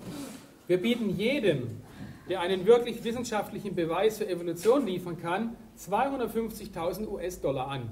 If there is evidence, I would like to see it. Wenn es Beweise gibt, würde ich sie gerne sehen. I just hate to see them lie to our students. Aber ich hasse es, wenn sie die Studenten und Schüler anlügen. Your books in Germany are no different. Und die Bücher hier in eurem Land sind genau gleich. You have lies in your textbooks. Ihr habt Lügen in euren Schulbüchern. Some of you need to stop worrying about who wins the soccer game Jemand sollte aufhören, sich Sorgen zu machen, wer das nächste Fußballspiel gewinnt. and start worrying about what your kids are being taught. Und sollte sich Sorgen machen über das, was den Kindern beigebracht wird. Arthur Keith said, evolution is unproved and unprovable. We believe it because the only alternative is special creation, and that is unthinkable. Sir Arthur Keith sagte, Evolution ist unbewiesen und unbeweisbar. Wir glauben es nur, weil die einzige Alternative spezielle Schöpfung ist, und das ist undenkbar. They just don't want to believe in creation. Er will einfach nicht an Schöpfung glauben. Satan is a liar. Satan ist ein Lügner He is using these lies to draw people away from the truth, und er benutzt diese Lügen, um die Leute von der Wahrheit wegzulocken, and many millions go to hell. und viele Millionen gehen in die Hölle. They don't even investigate the truth. Sie untersuchen nicht einmal die Wahrheit. They have swallowed Satan's lie. Sie haben Satans Lüge geschluckt. Ja. The Bible says God is not a man that he should lie. Gott ist kein Mensch, dass er lüge. The Bible says God cannot lie. Und die Bibel sagt, Gott kann nicht lügen. He promised whosoever shall call upon the name of the Lord shall be saved. Und er verspricht jedem, der den Namen des Herrn anrufen wird, dass er gerettet werden soll. Have you done that? Hast du das schon getan? He's willing to save you, Er möchte dich retten, not based on what you have done, nicht auf Basis dessen, was du schon getan hast, based on what Jesus did. sondern auf Basis dessen, was Jesus getan hat. And if you are not sure you're saved, we would be glad to show you more about this. Und wenn du nicht sicher bist, ob du gerettet bist, wir würden dir gerne mehr davon zeigen. After the break, we will cover some more lies in the textbooks. Und nach der Pause werden wir uns weiteren Lügen in den Lehrbüchern zuwenden. Welcome to our third session in Lies in the Textbooks. Herzlich willkommen bei unserer vierten Lektion, weitere Lügen in den Lehrbüchern. The Bible says in the beginning, God created the heaven and the earth. Die Bibel sagt, am Anfang schuf Gott die Himmel und die Erde. I think God should get the glory for his creation. Und ich denke, Gott sollte die Ehre und Herrlichkeit bekommen für seine Schöpfung. There are some people who think we got here by evolution. Es gibt einige Menschen, die denken, wir sind hier durch die Evolution. That is fine with me. Und das ist okay. I just don't want them lying to support their theory. Aber ich möchte nicht, dass sie lügen, um ihre Theorie zu unterstützen. The Bible says God created everything in 6 days. Die Bibel sagt, Gott schuf alles in 6 Tagen. I believe that is true. Und ich glaube, dass das stimmt. The Bible says God formed the eye. Und die Bibel sagt, Gott hat das Auge geformt. Charles Darwin said, to suppose that the eye could have been formed by natural selection seems, I freely confess, absurd in the highest degree. Und Charles Darwin sagte, als er das Auge studierte, anzunehmen, dass das menschliche Auge sich durch natürliche Selektion gebildet haben könnte, scheint, ich gebe es offen zu, absurd im höchsten Maße. But then he spent the next 4 pages of his book saying how he thought it happened anyway. Und dann 4 Seiten weiter verbrachte er damit zu erklären, wie es dann trotzdem geschehen konnte, dass es von selbst entstand. The back of your eye is about 1 square inch, 7 square centimeters. Okay, die Rückseite deines Auges hat eine Fläche von ca. 2 Quadratzentimetern. It contains 137 million light-sensitive cells, all wired to the brain. Und sie enthält über 137 Millionen lichtempfindliche Zellen, die alle mit deinem Gehirn verkabelt sind. I have done quite a bit of electrical work in my life. Und ich habe schon mich ein bisschen mit Elektrik oder Elektrizität in meinem Leben beschäftigt. Can you imagine making 137 million connections in 6.5 square centimeters? Kannst du dir vorstellen, 137 Millionen Verbindungen auf einer Fläche von 6,5 Quadratzentimetern herzustellen? So viele Drähte? My Heavenly Father did it. Mein himmlischer Vater hat es getan. It's pretty amazing. Es ist wirklich erstaunlich. I was in a debate with an atheist one time. Ich habe einmal eine Diskussion mit einem Atheisten geführt. He told me the eye is poorly designed because the blood vessels are in front of the retina. Und er behauptete, das menschliche Auge sei wirklich schlecht entworfen, weil die Blutgefäße vor der Netzhaut lägen. He said the light is blocked a little bit by the blood vessels. Und er sagt, das Licht wird etwas gedämpft durch die Blutgefäße. He said octopus have a much better eye Er sagte, die Tintenfische haben viel bessere Augen, because their blood vessels are behind the retina. weil deren Blutgefäße sind hinter der Netzhaut. I said, let me explain something to you. So, ich möchte dir oder Ihnen etwas erklären. I said, we live in the air. So, wir leben in der Luft The air does not block UV light very well. und die Luft blockiert oder schirmt das UV-Licht nicht besonders gut ab. So you need blood vessels in front of your retina. So, deswegen brauchst du Blutgefäße vor deiner Netzhaut. This is your body's last defense against ultraviolet light. Das ist nämlich der letzte Schutzwall deines Körpers, um UV-Strahlen abzuschirmen. Octopus live in the water. Und Tintenfische leben im Wasser. Water blocks UV light. Und Wasser schirmt UV-Strahlung ab. They don't need the blood vessels in front. Deswegen brauchen sie keine Blutgefäße vor der Netzhaut. We are designed for living in the air. Wir sind geschaffen, um in der Luft zu leben. They are designed for living in the water. Und die Tintenfische wurden geschaffen, um im Wasser zu leben. If you want to trade eyes with an octopus, go ahead. So, wenn du Augen wie ein Oktopus haben willst, But you will be blind in a few days. dann wirst du ein paar Tage später blind sein. I said, do you have any other dumb questions? Hast du noch irgendwelche anderen dummen Fragen? He said, no, that was it. Nein, das war's. What they're trying to say is God wouldn't do it this way, so it must have evolved. Und was sie hier sagen möchten ist, Gott hätte es nicht so gemacht, also muss es sich entwickelt haben. That's a lousy argument in favor of evolution. Aber das ist ein lausiges Argument, um die Evolution zu unterstützen. Even if something was poorly designed, that still doesn't prove nobody designed it. Auch wenn etwas ärmlich konstruiert ist, ist es noch lange kein Beweis, dass es nicht von jemand geschaffen wurde. The eye is incredibly complicated. Die Augen sind unglaublich kompliziert. It would take about 100 years of Cray computer time to simulate what takes place in your eye many times every second. Und es würde ein Minimum von 100 Jahren Rechnerzeit auf einem Cray-Computer brauchen, um zu simulieren, was sich in deinem Auge viele Male in der Sekunde abspielt. The textbook says the complex structure of the human eye may be the product of millions of years of evolution. So, das Schulbuch hier sagt, die komplexe Struktur des menschlichen Auges könnte das Ergebnis von Millionen von Jahren Evolution sein. Why doesn't God get the credit for his creation? Warum bekommt Gott hier nicht die Ehre für seine Schöpfung? This textbook shows the eye of a bird and a reptile.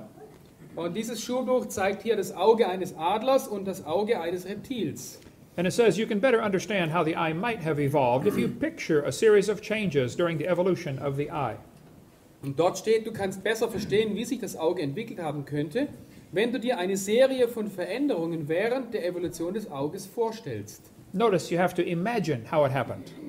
Und beachte bitte, du musst dir vorstellen, wie es passiert sein könnte. Evolution only takes place in the imagination. Und Evolution passiert nur in der Vorstellung. We never see it in nature. Wir sehen es nie in der Natur passieren. The Bible says God formed the eye. Die Bibel sagt, Gott hat das Auge geformt. That is the most logical explanation. Und das ist die Erklärung, die am logischsten ist. Science deals with things we can observe and study and test.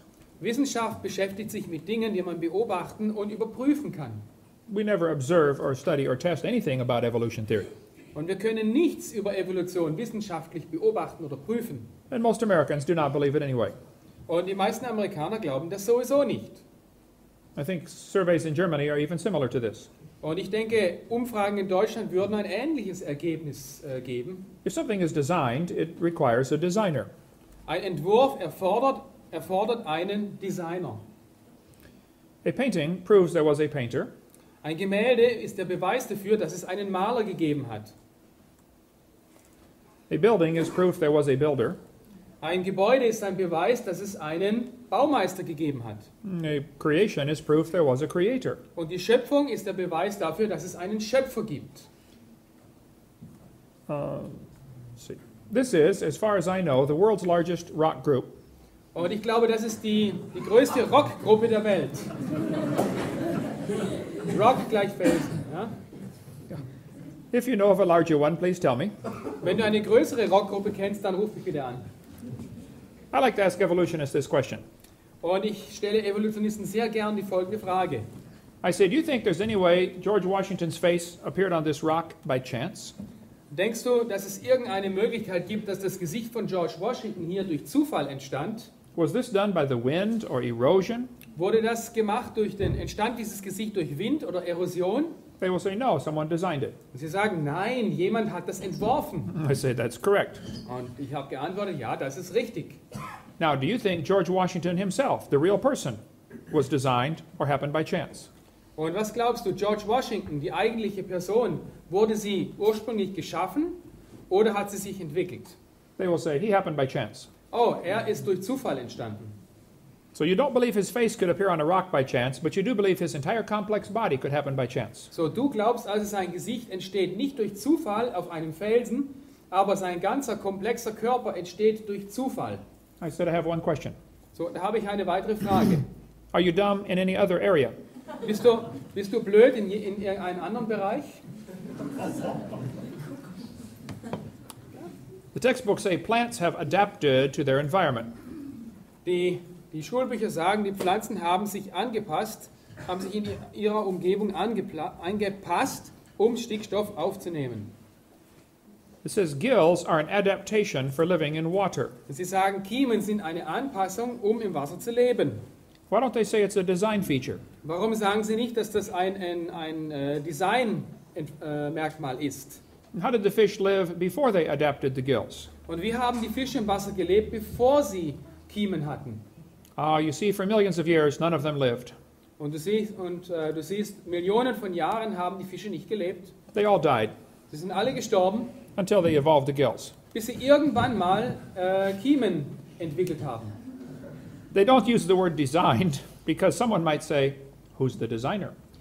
Man benutzt hier absichtlich nicht das Wort Schöpfung oder Entwurf, weil da muss es ja einen Autor geben. And that's why they use the word adapted.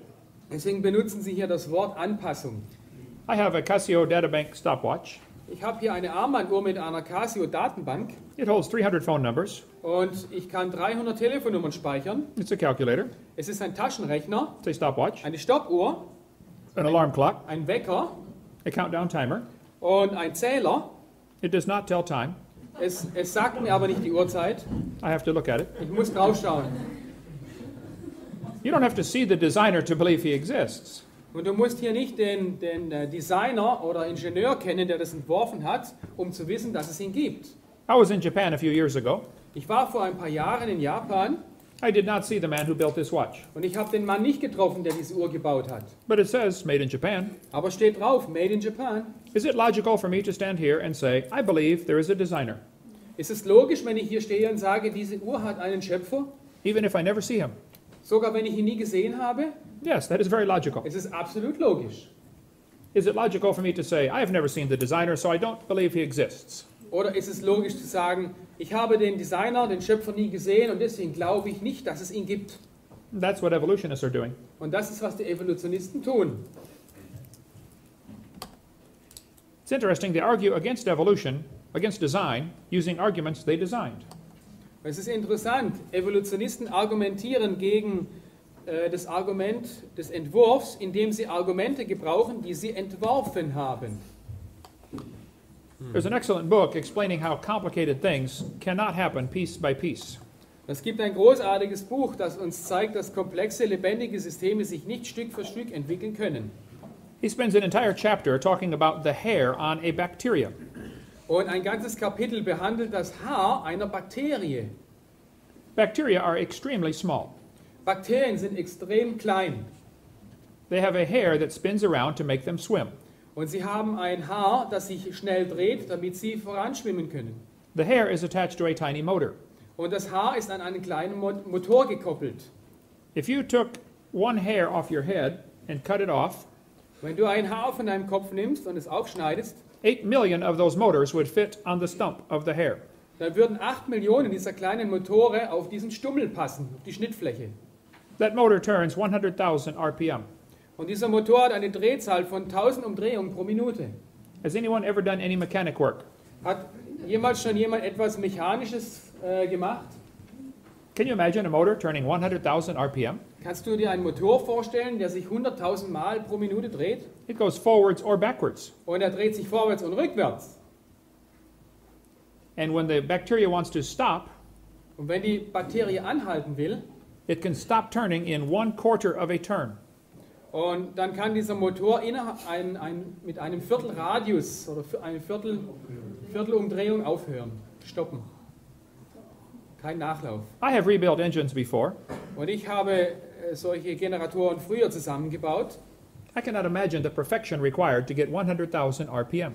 Und ich kann mir nicht vorstellen, ich kann mir nicht die Vollkommenheit dieses Baus vorstellen, um 100.000 Umdrehungen pro Minute zu erreichen. Imagine if you had a Porsche that would go 100,000 RPM. Stell dir mal vor, du hättest einen Porsche, bei dem sich der Motor mit 100.000 Umdrehungen pro Minute dreht. Try that one on the Autobahn. Versuch das mal auf der Autobahn. As a creature gets smaller, Wenn ein Geschöpf kleiner wird, the fluid it is swimming through feels thicker. dann wird die Flüssigkeit, durch die es schwimmt, immer dickflüssiger. This little hair on the bacteria makes the bacteria swim about like a person swimming through peanut butter at 60 miles an hour. Und wenn ein Bakterium jetzt durch Wasser schwimmt, ist das ungefähr so, wie wenn wir mit einer Geschwindigkeit von 60 Stundenkilometer durch Erdnussbutter schwimmen. Lecker.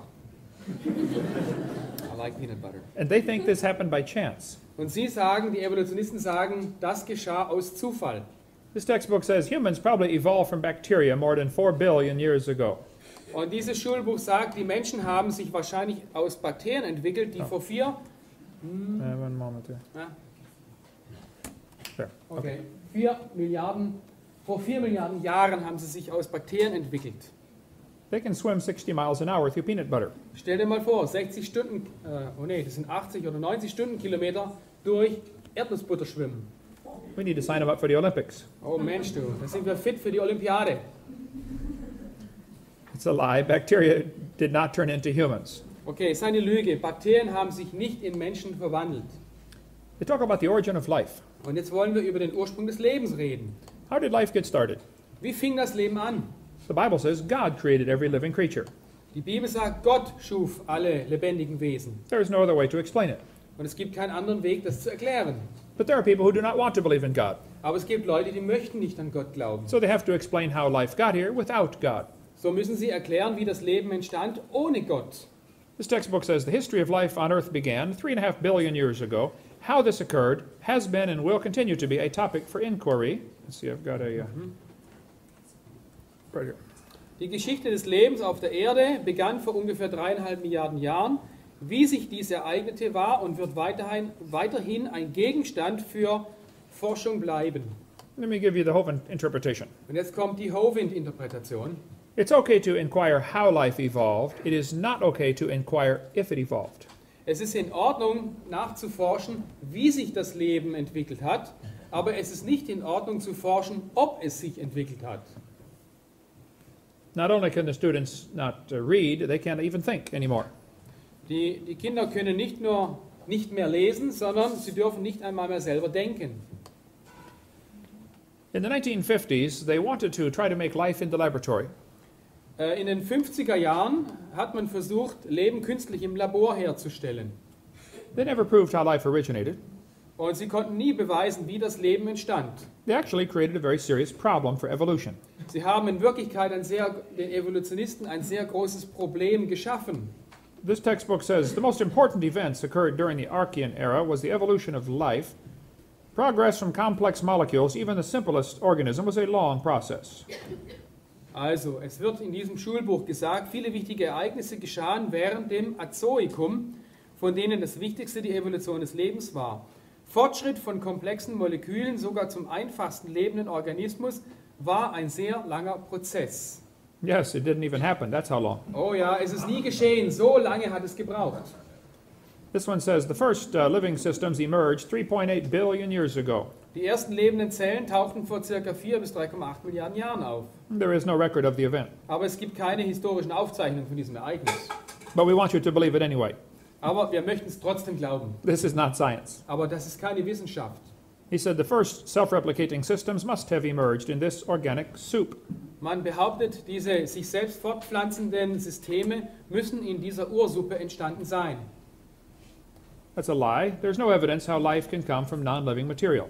Und das ist eine Lüge. Es gibt keinen Beweis dafür, wie Leben aus toter Materie entstehen kann. This is called spontaneous generation. Man nennt das eine spontane Erzeugung. Ernst Haeckel said spontaneous generation must be true.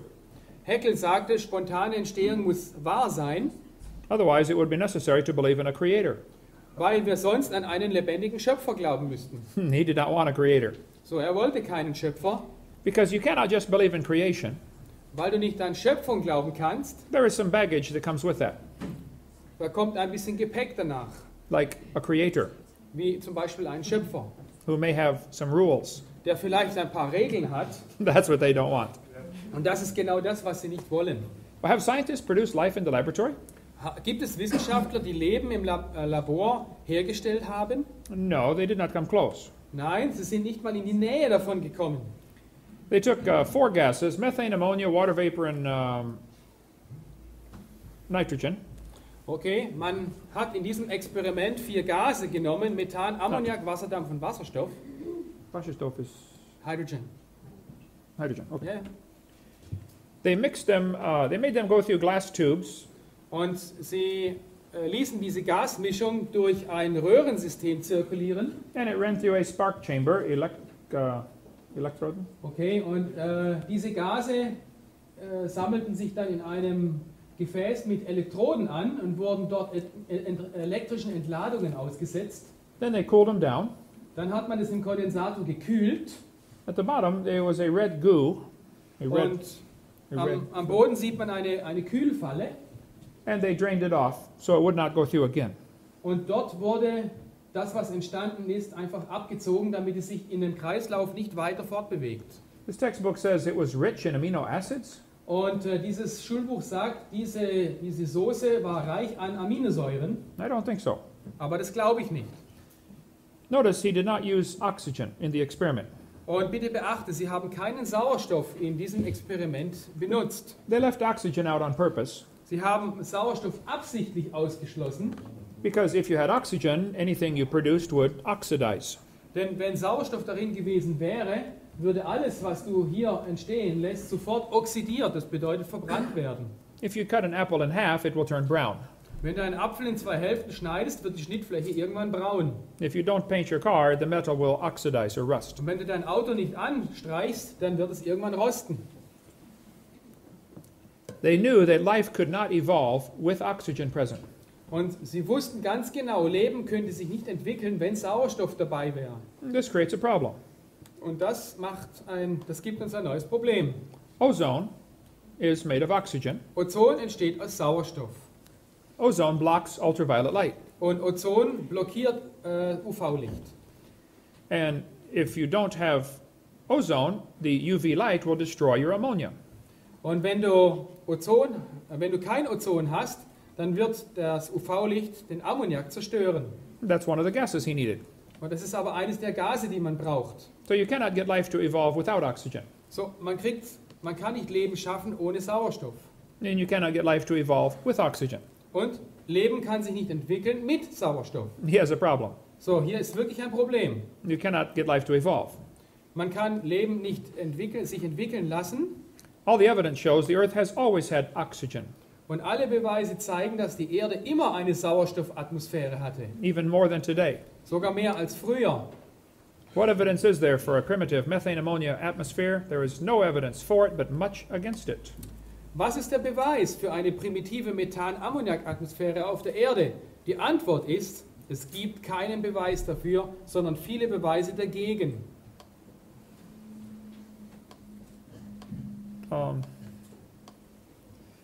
Also, he filtered out the product at the bottom of the flask. Am Boden dieser Apparatur wurde die Flüssigkeit entnommen. This is not realistic for nature. Und das passiert aber in der Natur nicht. Anything that is produced by the lightning strike will be just as likely destroyed by the same lightning strike. Alles, was durch diese elektrischen Ladungen entsteht, wird im gleichen Moment durch die gleichen Entladungen wieder vernichtet. What he produced was 85% tar, Und was entstand in diesem Experiment? 85% Teer, 13% carboxylic acid. dann 13% verschiedene kohlenwasserstoffhaltige Säuren. Both of these are poisonous to life. Und beide Bestandteile sind giftig. If you do an experiment and 98% of your result is poisonous to the other 2%, it's not a success. Und wenn du ein Experiment machst und erhältst 98% Gift, was die 2% deines Produktes dann wieder zerstört, dann ist es kein Erfolg. Basically, only 2 amino acids were produced. Und es wurden in Wirklichkeit nur 2 Aminosäuren hergestellt. It requires 20 different ones to create life. Aber um Leben zu schaffen, brauchst du mehr als 20 verschiedene Aminosäuren. And they bond with the tar and acid immediately. Und diese Aminosäuren haben sofort mit dem Teer und mit diesen Carboxylsäuren reagiert. Amino acids are like letters of the alphabet. Die Aminosäuren sind wie ein Buchstabe im Alphabet. It requires how many letters in the German alphabet? Wie viele Buchstaben haben wir im deutschen Alphabet? 26. 26. Okay, same in English. He only made 2 letters of the alphabet. Aber Gott hier in diesem Versuch haben die Leute bloß 2 Buchstaben des Alphabets hergestellt. And that is a long ways from making a word, Und mit 2 Buchstaben ein Wort machen, da brauchst du wirklich lange. and a very long ways from making books. Und um aus diesen 2 Buchstaben Bücher zu machen, braucht man noch viel, viel länger. And amino acids make proteins, Aus den Aminosäuren werden die Proteine, Eiweiße aufgebaut. and proteins make cells, Und die Proteine oder Eiweiße bauen die Zellwände auf. and trillions of cells make the body. Und unser Körper besteht aus Trillionen von Zellen oder Billionen. Half of his amino acids were backwards. Und die Hälfte dieser Aminosäuren war linksdrehend, die andere Hälfte war rechtsdrehend. This will not work. Und diese Mischung kann nicht funktionieren. You must have at least 70 or 100 amino acids in correct order, all right-handed. Damit es überhaupt funktionieren kann, braucht man mindestens 70 bis 100 Aminosäuren in präziser Anordnung, alle linksdrehend. Oh, links is left-handed. Ja. Yeah. RNA and DNA are all right-handed molecules. Aber die DNS und die RNS sind alle rechtsdrehende Aminosäuren. Oder enthalten rechtsdrehende Aminosäuren. So it's a lie when they say they made life in the laboratory. So, es ist eine Lüge, wenn man dir erzählt, man hat Leben geschaffen im Labor. They did not come close. Sie sind nicht einmal in die Nähe von Leben gelangt. There is much more information in this book about this topic. In diesem Buch findet man noch viel mehr Informationen über dieses Experiment. Somehow they think if you just get all the information, all the molecules together and add energy, it will make life. Und es gibt die Idee, dass wenn man alle Moleküle nimmt, die man braucht, um Leben herzustellen, und man nimmt sie zusammen und dann führt man Energie zu, dann würde Leben entstehen. It's not that easy. Aber so leicht ist es nicht. I will show you. Ich zeige es euch. We will put a frog in a blender and turn it on. Wir werden einen Frosch in einen Mixer tun und ihn einschalten. In a few moments you will have frognog. So, und in ein paar Minuten hast du Froschbrühe. Now you may add energy. So, jetzt werden wir Energie zuführen. You can put it on fast speed for 2 hours. Du kannst jetzt den Mixer 2 Stunden lang bei maximaler Geschwindigkeit laufen lassen. You can hook it up to electricity. Und du kannst Elektrizität hinein tun. You can drop in some dynamite. Du kannst ein bisschen Dynamit reinschmeißen. Do whatever you would like. Mach damit, was du willst. How long will it take to put the frog back together? Und wie lange wird es dauern, um den Frosch wieder zusammenzusetzen? You have all the molecules required to make a frog in one place. Du hast alle Moleküle, die du brauchst, um einen Frosch herzustellen, an einem einzigen Ort. You may add all the energy you would like. Und du kannst alle Energie zuführen, die du willst. It will never put the frog back together. Aber du wirst nie mehr einen Frosch kriegen. I tell the students they have a tree of life. Und ich erzähle den Schülern, you have the tree of life? No, they talk about a tree of life. Stammbaum. Okay, man erzählt den Studenten oder Schülern von einem Stammbaum des Lebens. This is a typical picture they put in the textbook. Und das ist so ein typischer Stammbaum in einem Lehrbuch. They say bacteria slowly evolved to humans. Hier Bakterien haben sich langsam zu Menschen entwickelt. This is only a picture in a book. Aber das ist bloß ein Buch This is mit einem Bild. not the result of scientific evidence. Aber das ist nicht das Ergebnis wissenschaftlicher Nachforschung. This lady said, all those trees of life of our ancestors are a lot of nonsense. Und Mary Leakey sagte, alle diese Stammbäume des Lebens mit ihren Ästen unserer Vorfahren sind ein Haufen Unsinn. Stephen Gould said, the evolutionary trees that adorn our textbooks are not the evidence of fossils. Und Stephen J. Gould, ein Evolutionist, sagt, die Evolutionsbäume, die unsere Lehrbücher zieren, haben nur an den Spitzen und Ansätzen ihrer Äste Daten. Der Rest sind Folgerungen, egal wie vernünftig, und sie sind nicht der Beweis durch Fossilien. This textbook says all the forms of life on Earth today are descended from a common ancestor found in a population of primitive unicellular organisms. Und dort steht, all die vielen Lebensformen auf Erden heute stammen von einem gemeinsamen Vorfahren, die in einer Population von primitiven einzelligen Organismen zu finden sind. There is no such thing as a primitive unicellular organism. Und es gibt keine primitiven Einzeller. We will talk about that in a moment. Und das werden wir uns gleich anschauen. It is a lie to tell the students there are simple organisms. Es ist eine Lüge, wenn man den Schülern erzählt, dass die Einzeller primitive Lebensformen sind. This one teaches that the humans, the birds, and the crocodiles have a common ancestor. Dieser Baum hier sagt, dass die Menschen, Vögel und Krokodile einen gemeinsamen Vorfahren haben. This is imagination. Das ist eine Fantasie. Anything inside this circle is simply religious speculation, fantasy. Alles innerhalb dieses Kreises ist einfach religiöse Spekulation oder Fantasie. Ja. Yeah. Okay.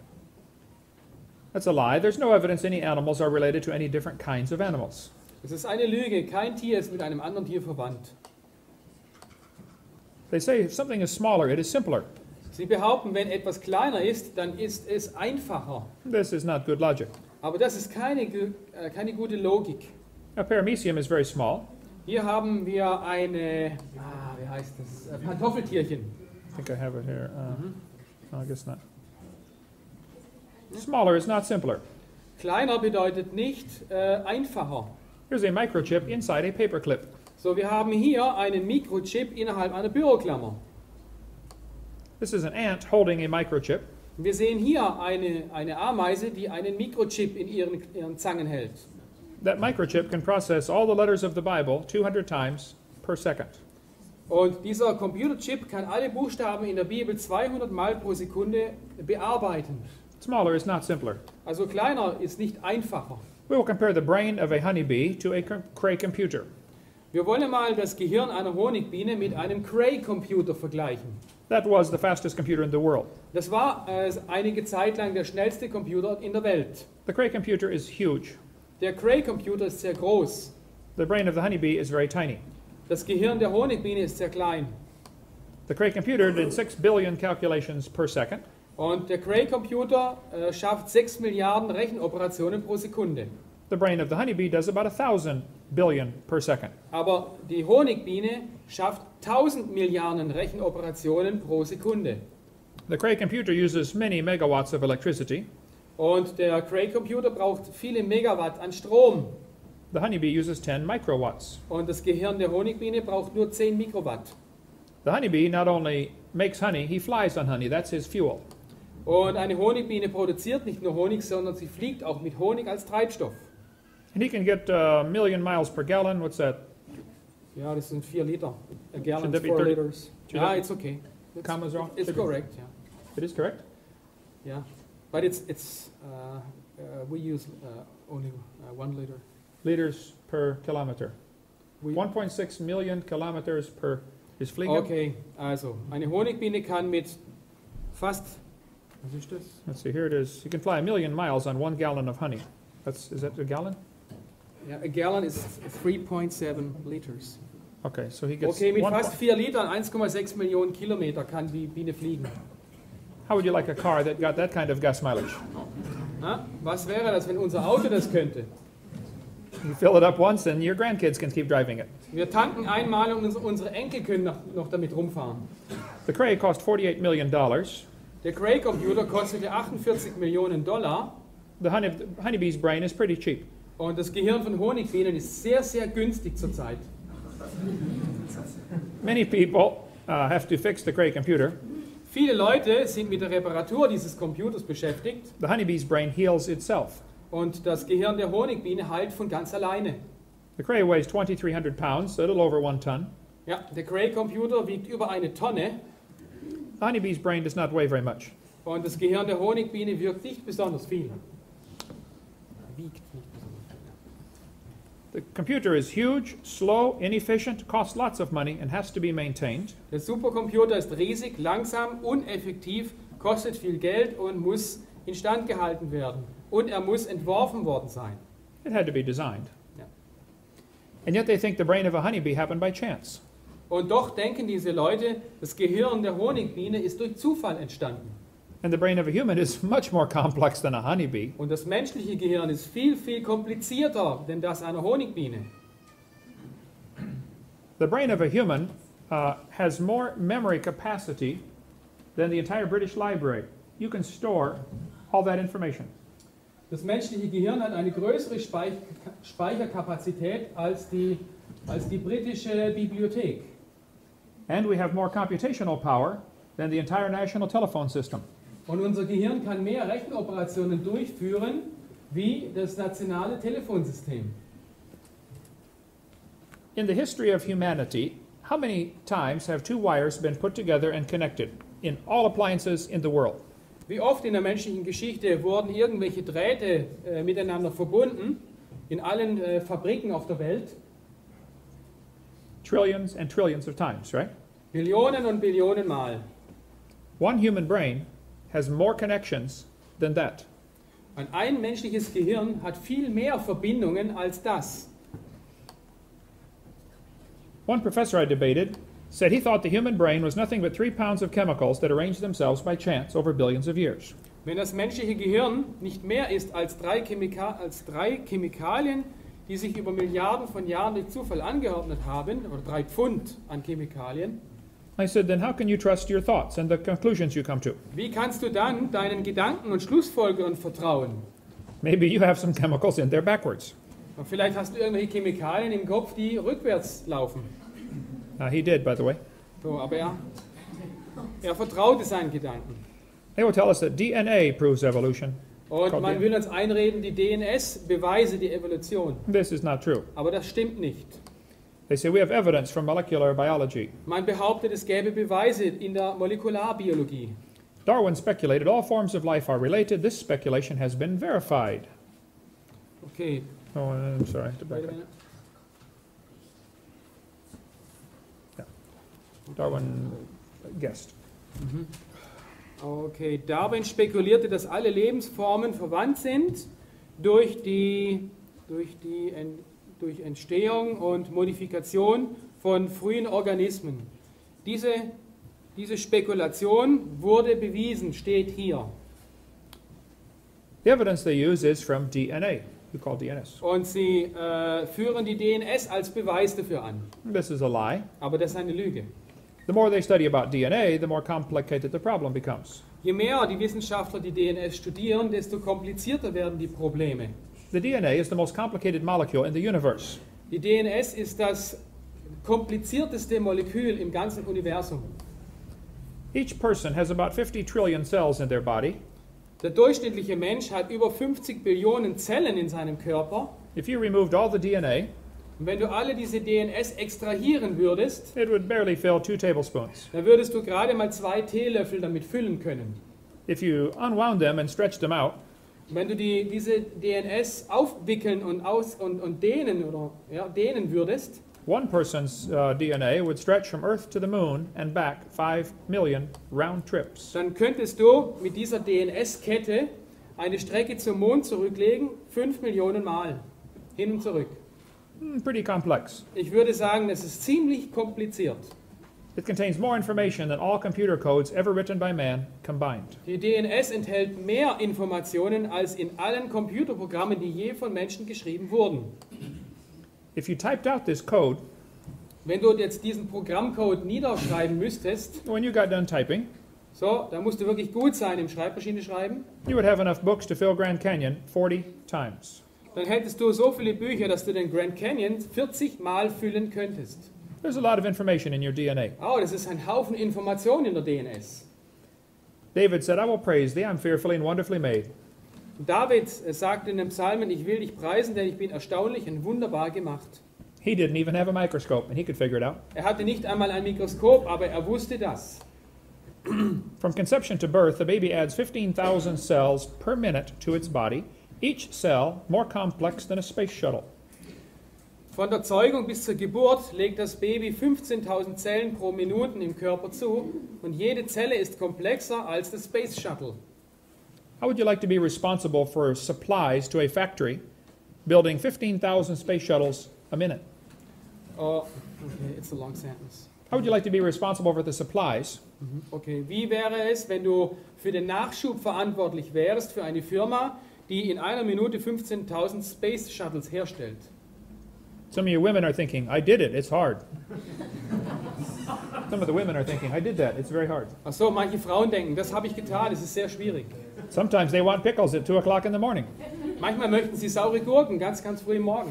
You say, hey, what are you making with the pickle down there? Hey, was machst du mit den Gurken da? I don't know, but give me a pickle. Egal, aber gib mir eine Gurke. The probability of one DNA happening by chance is 1 times 10 to the 119,000th power. I got Okay. this in Ja, German ich here. kann es übersetzen. Hang on, I've Okay. got it Die in- Wahrscheinlichkeit, dass ein DNS-Molekül zufällig entstanden ist so wahrscheinlich wie 1 zu 10 hoch 119.000. Also eine 1 mit 119.000 Nullen. That's a big number. Das ist eine sehr große Zahl. The entire visible universe is 10 to the 28th inches in diameter. Das gesamte sichtbare Universum hat einen Durchmesser von 10 hoch 28 Zoll. Oh, we could talk a long time about DNA. Wir können noch lange über die DNS reden. Das ist gut. I did some study on this. Ich habe das etwas studiert I decided the more chromosomes you have, the more complex you must be.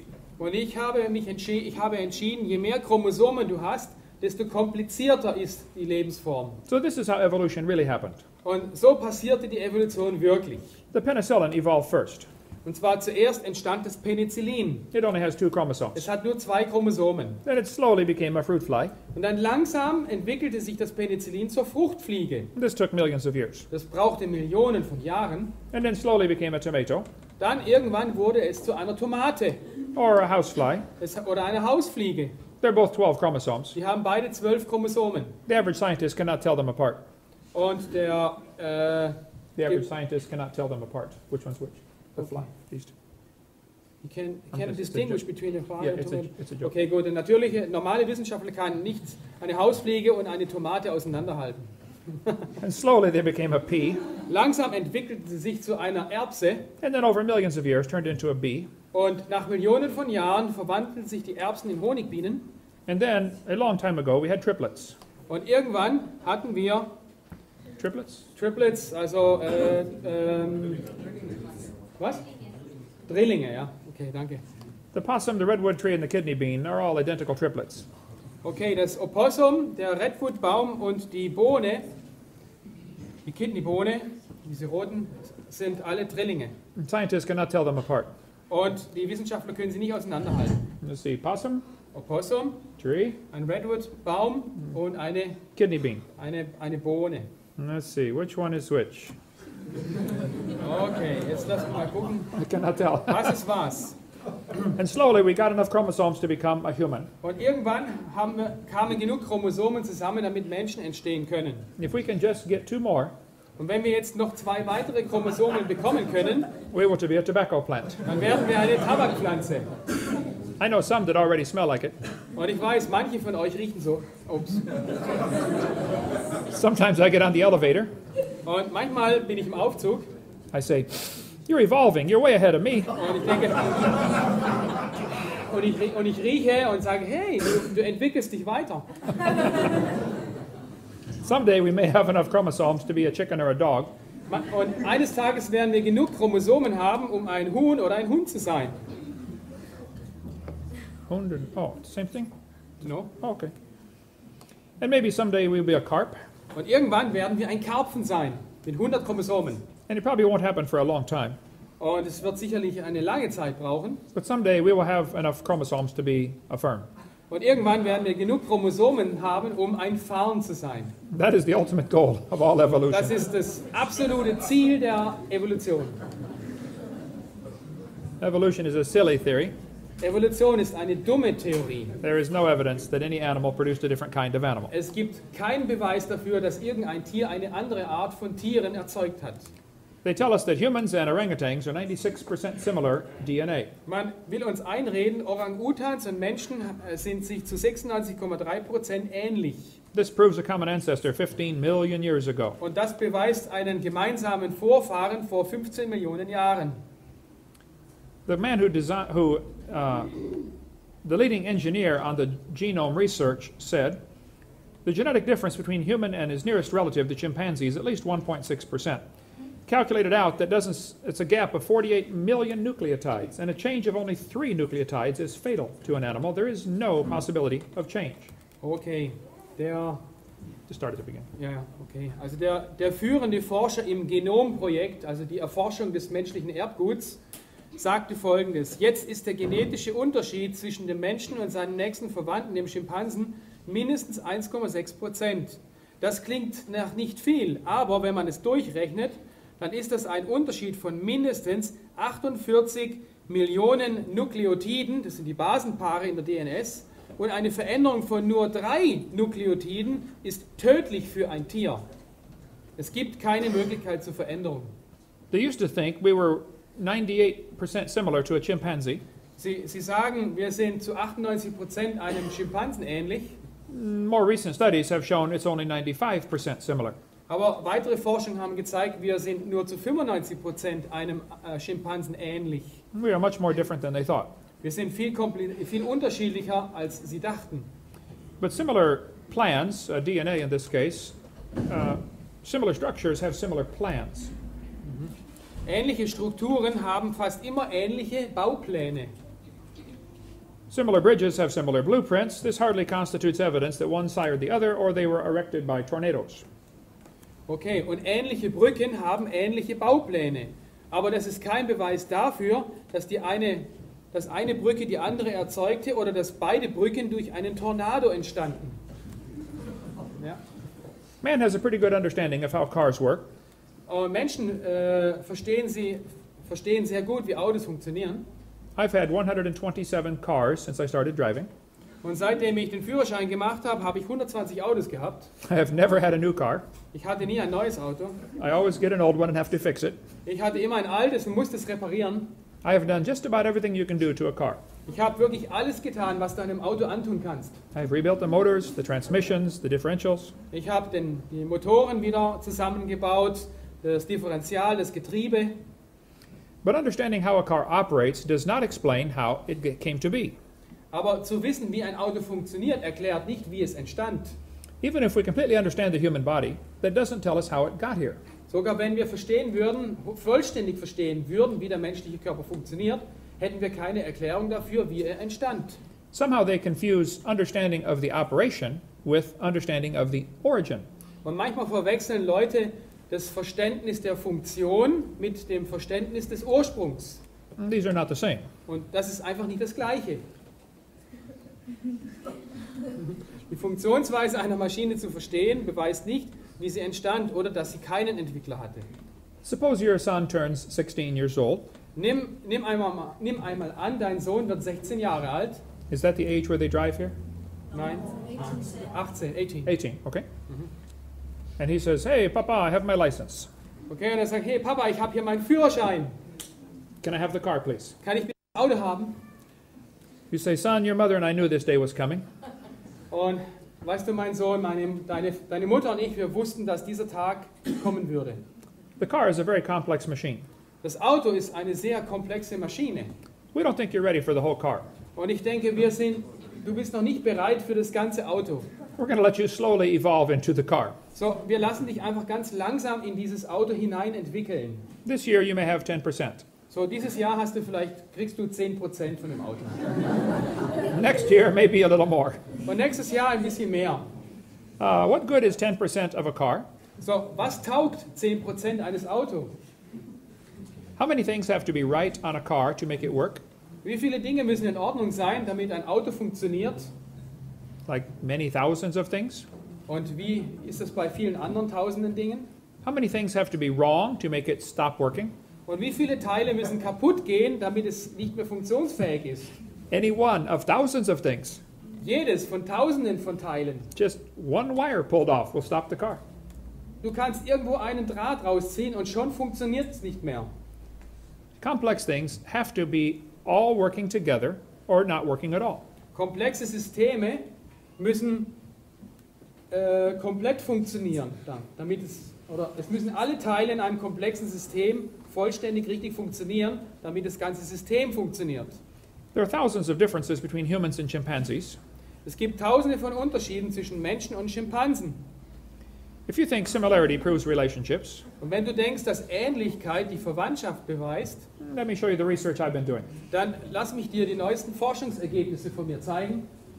I discovered clouds are 100% water. Ich habe entdeckt, dass Wolken zu 100% aus Wasser bestehen.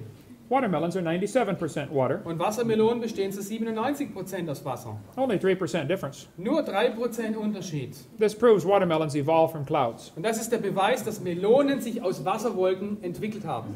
And I found a missing link. Und ich habe auch das Zwischenglied gefunden. Jellyfish are 98% water. Und zwar Quallen. Quallen bestehen zu 98% aus Wasser. And so are snow cones. Und Snow cones. Candy. Eiscreme? Ice with flavoring on it. You can snow cone? Shave ice?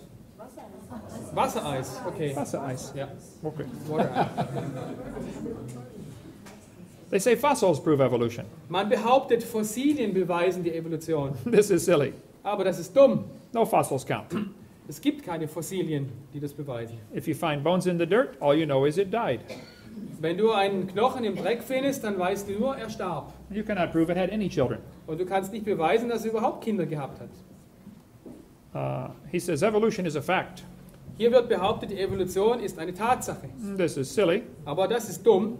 You don't look back in the fossil record. Du kannst nicht die fossile Aufzeichnung rückwärts anschauen. There is no fossil record. Es gibt keine Fossilienaufzeichnung. There are simply bones in the dirt. Es gibt nur Knochen im Dreck. But they say fossils contribute to our understanding of evolution. Fossilien können zu unserem Verständnis der Evolution beitragen, sagt dieses Schulbuch. Charles Darwin sagt hier, wenn meine Theorie über die langsamen graduellen Veränderungen wahr ist, müssen gewiss zahllose intermediäre oder müssen Zwischenvarianten existiert haben. There should be lots of missing links. Es sollte einen Haufen Übergangsglieder geben. This one says, since Darwin, many links have been found. Seit Darwin wurden viele Zwischenglieder gefunden. This is a lie. Aber das ist eine Lüge. No missing links have been found. Es wurden bis heute keine Zwischenglieder gefunden. We could spend 2 days on this one. Und wir könnten uns noch 2 Tage mit diesem Thema beschäftigen. Ich bin Els in Portugal.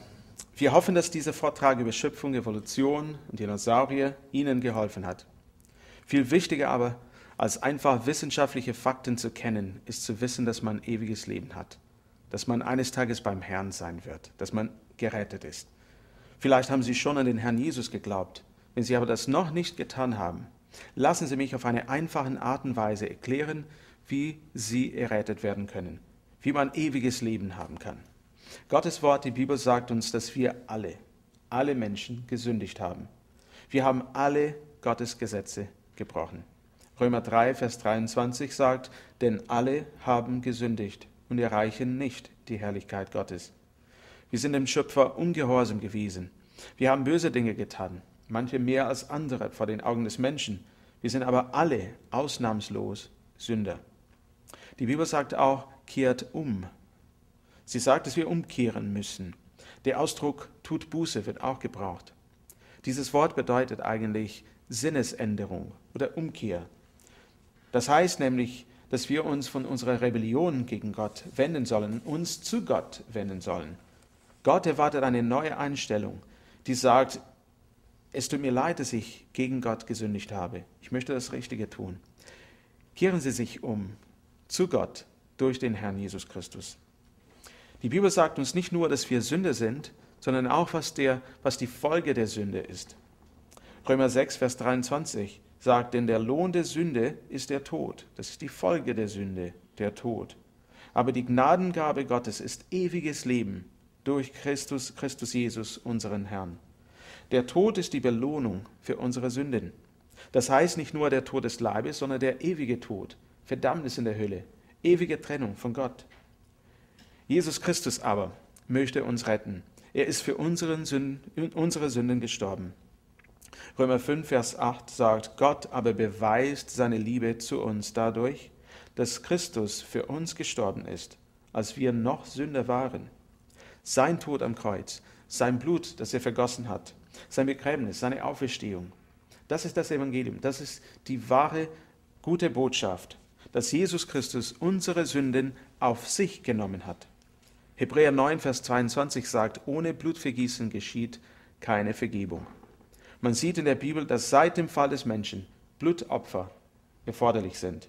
Jesus Christus brachte das vollkommene Opfer dar. Das einzige Opfer als das Lamm Gottes, das wirklich die Sünde der Welt wegnehmen kann. Er bietet ewiges Leben an für jeden, der an ihn glaubt, jeden, der ihn aufnimmt, seinen Namen anruft. Es gibt verschiedene Ausdrücke dafür. Sie drücken aber nur eins aus. Jesus Christus ist der Weg, die Wahrheit und das Leben. Niemand kommt zum Vater, denn durch ihn. Glauben Sie an ihn, vertrauen Sie ihm. Johannes 1, Vers 12 sagt, wie viele ihn aber aufnahmen, denen gab er das Recht, Gottes Kinder zu werden, die an seinen Namen glauben. Römer 10, Vers 9 und Vers 10 sagt, denn wenn du mit deinem Mund Jesus als den Herrn bekennst und in deinem Herzen glaubst, dass Gott ihn aus den Toten auferweckt hat, so wirst du gerettet. Denn mit dem Herzen glaubt man, um gerecht zu werden, und mit dem Mund bekennt man, um gerettet zu werden. Dann Vers 13, denn jeder, der den Namen des Herrn anruft, wird gerettet werden. Ewiges Leben ist ein Geschenk. Epheser 2, Verse 8 und 9 sagt, denn aus Gnade seid ihr errettet, durch den Glauben. Und das nicht aus euch, Gottes Gabe ist es, nicht aus Werken, damit niemand sich rühme. Wenn sie sich umkehren und den Namen des Herrn anrufen, indem sie erkennen, dass sie gesündigt haben, ihre Sünde Gott bekennen ihm glauben, ihm vertrauen, wird Gott ihnen auch dieses Geschenk, das ewige Leben, geben. Sie dürfen sich im Gebet zum Herrn wenden und Jesus Christus als ihren persönlichen Heiland aufnehmen. Es gibt hier keine Zauberworte. Gott sieht das Herz an, ob sie ernsthaft mit ihm meinen. Sie dürfen zum Beispiel so beten. Herr Jesus, ich erkenne, dass ich Sünder bin. Ich habe deine Gesetze gebrochen und ich bekenne dir meine Sünde. Ich glaube an dich und setze jetzt mein Vertrauen auf dich. Reinige mich durch dein Blut. Vergib mir meine Sünden. Nimm mich auf in deine Herrlichkeit. Amen. Gottes Wort verheißt, dass jeder, der den Namen des Herrn anruft, gerettet wird. Wenn sie ernstlich den Namen des Herrn angerufen haben, sind sie dann gerettet worden. Ihr Ziel jetzt ist zu wachsen. Lesen Sie in die Bibel. Beten Sie. Schließen Sie sich einer biblischen Gemeinde an, wo Sie wachsen können, zu einem reifen Christen wachsen können. Wenn Sie Hilfe bei dieser Entscheidung brauchen oder noch Fragen haben, rufen Sie uns an, schreiben Sie uns an, wir sind gern für Sie da.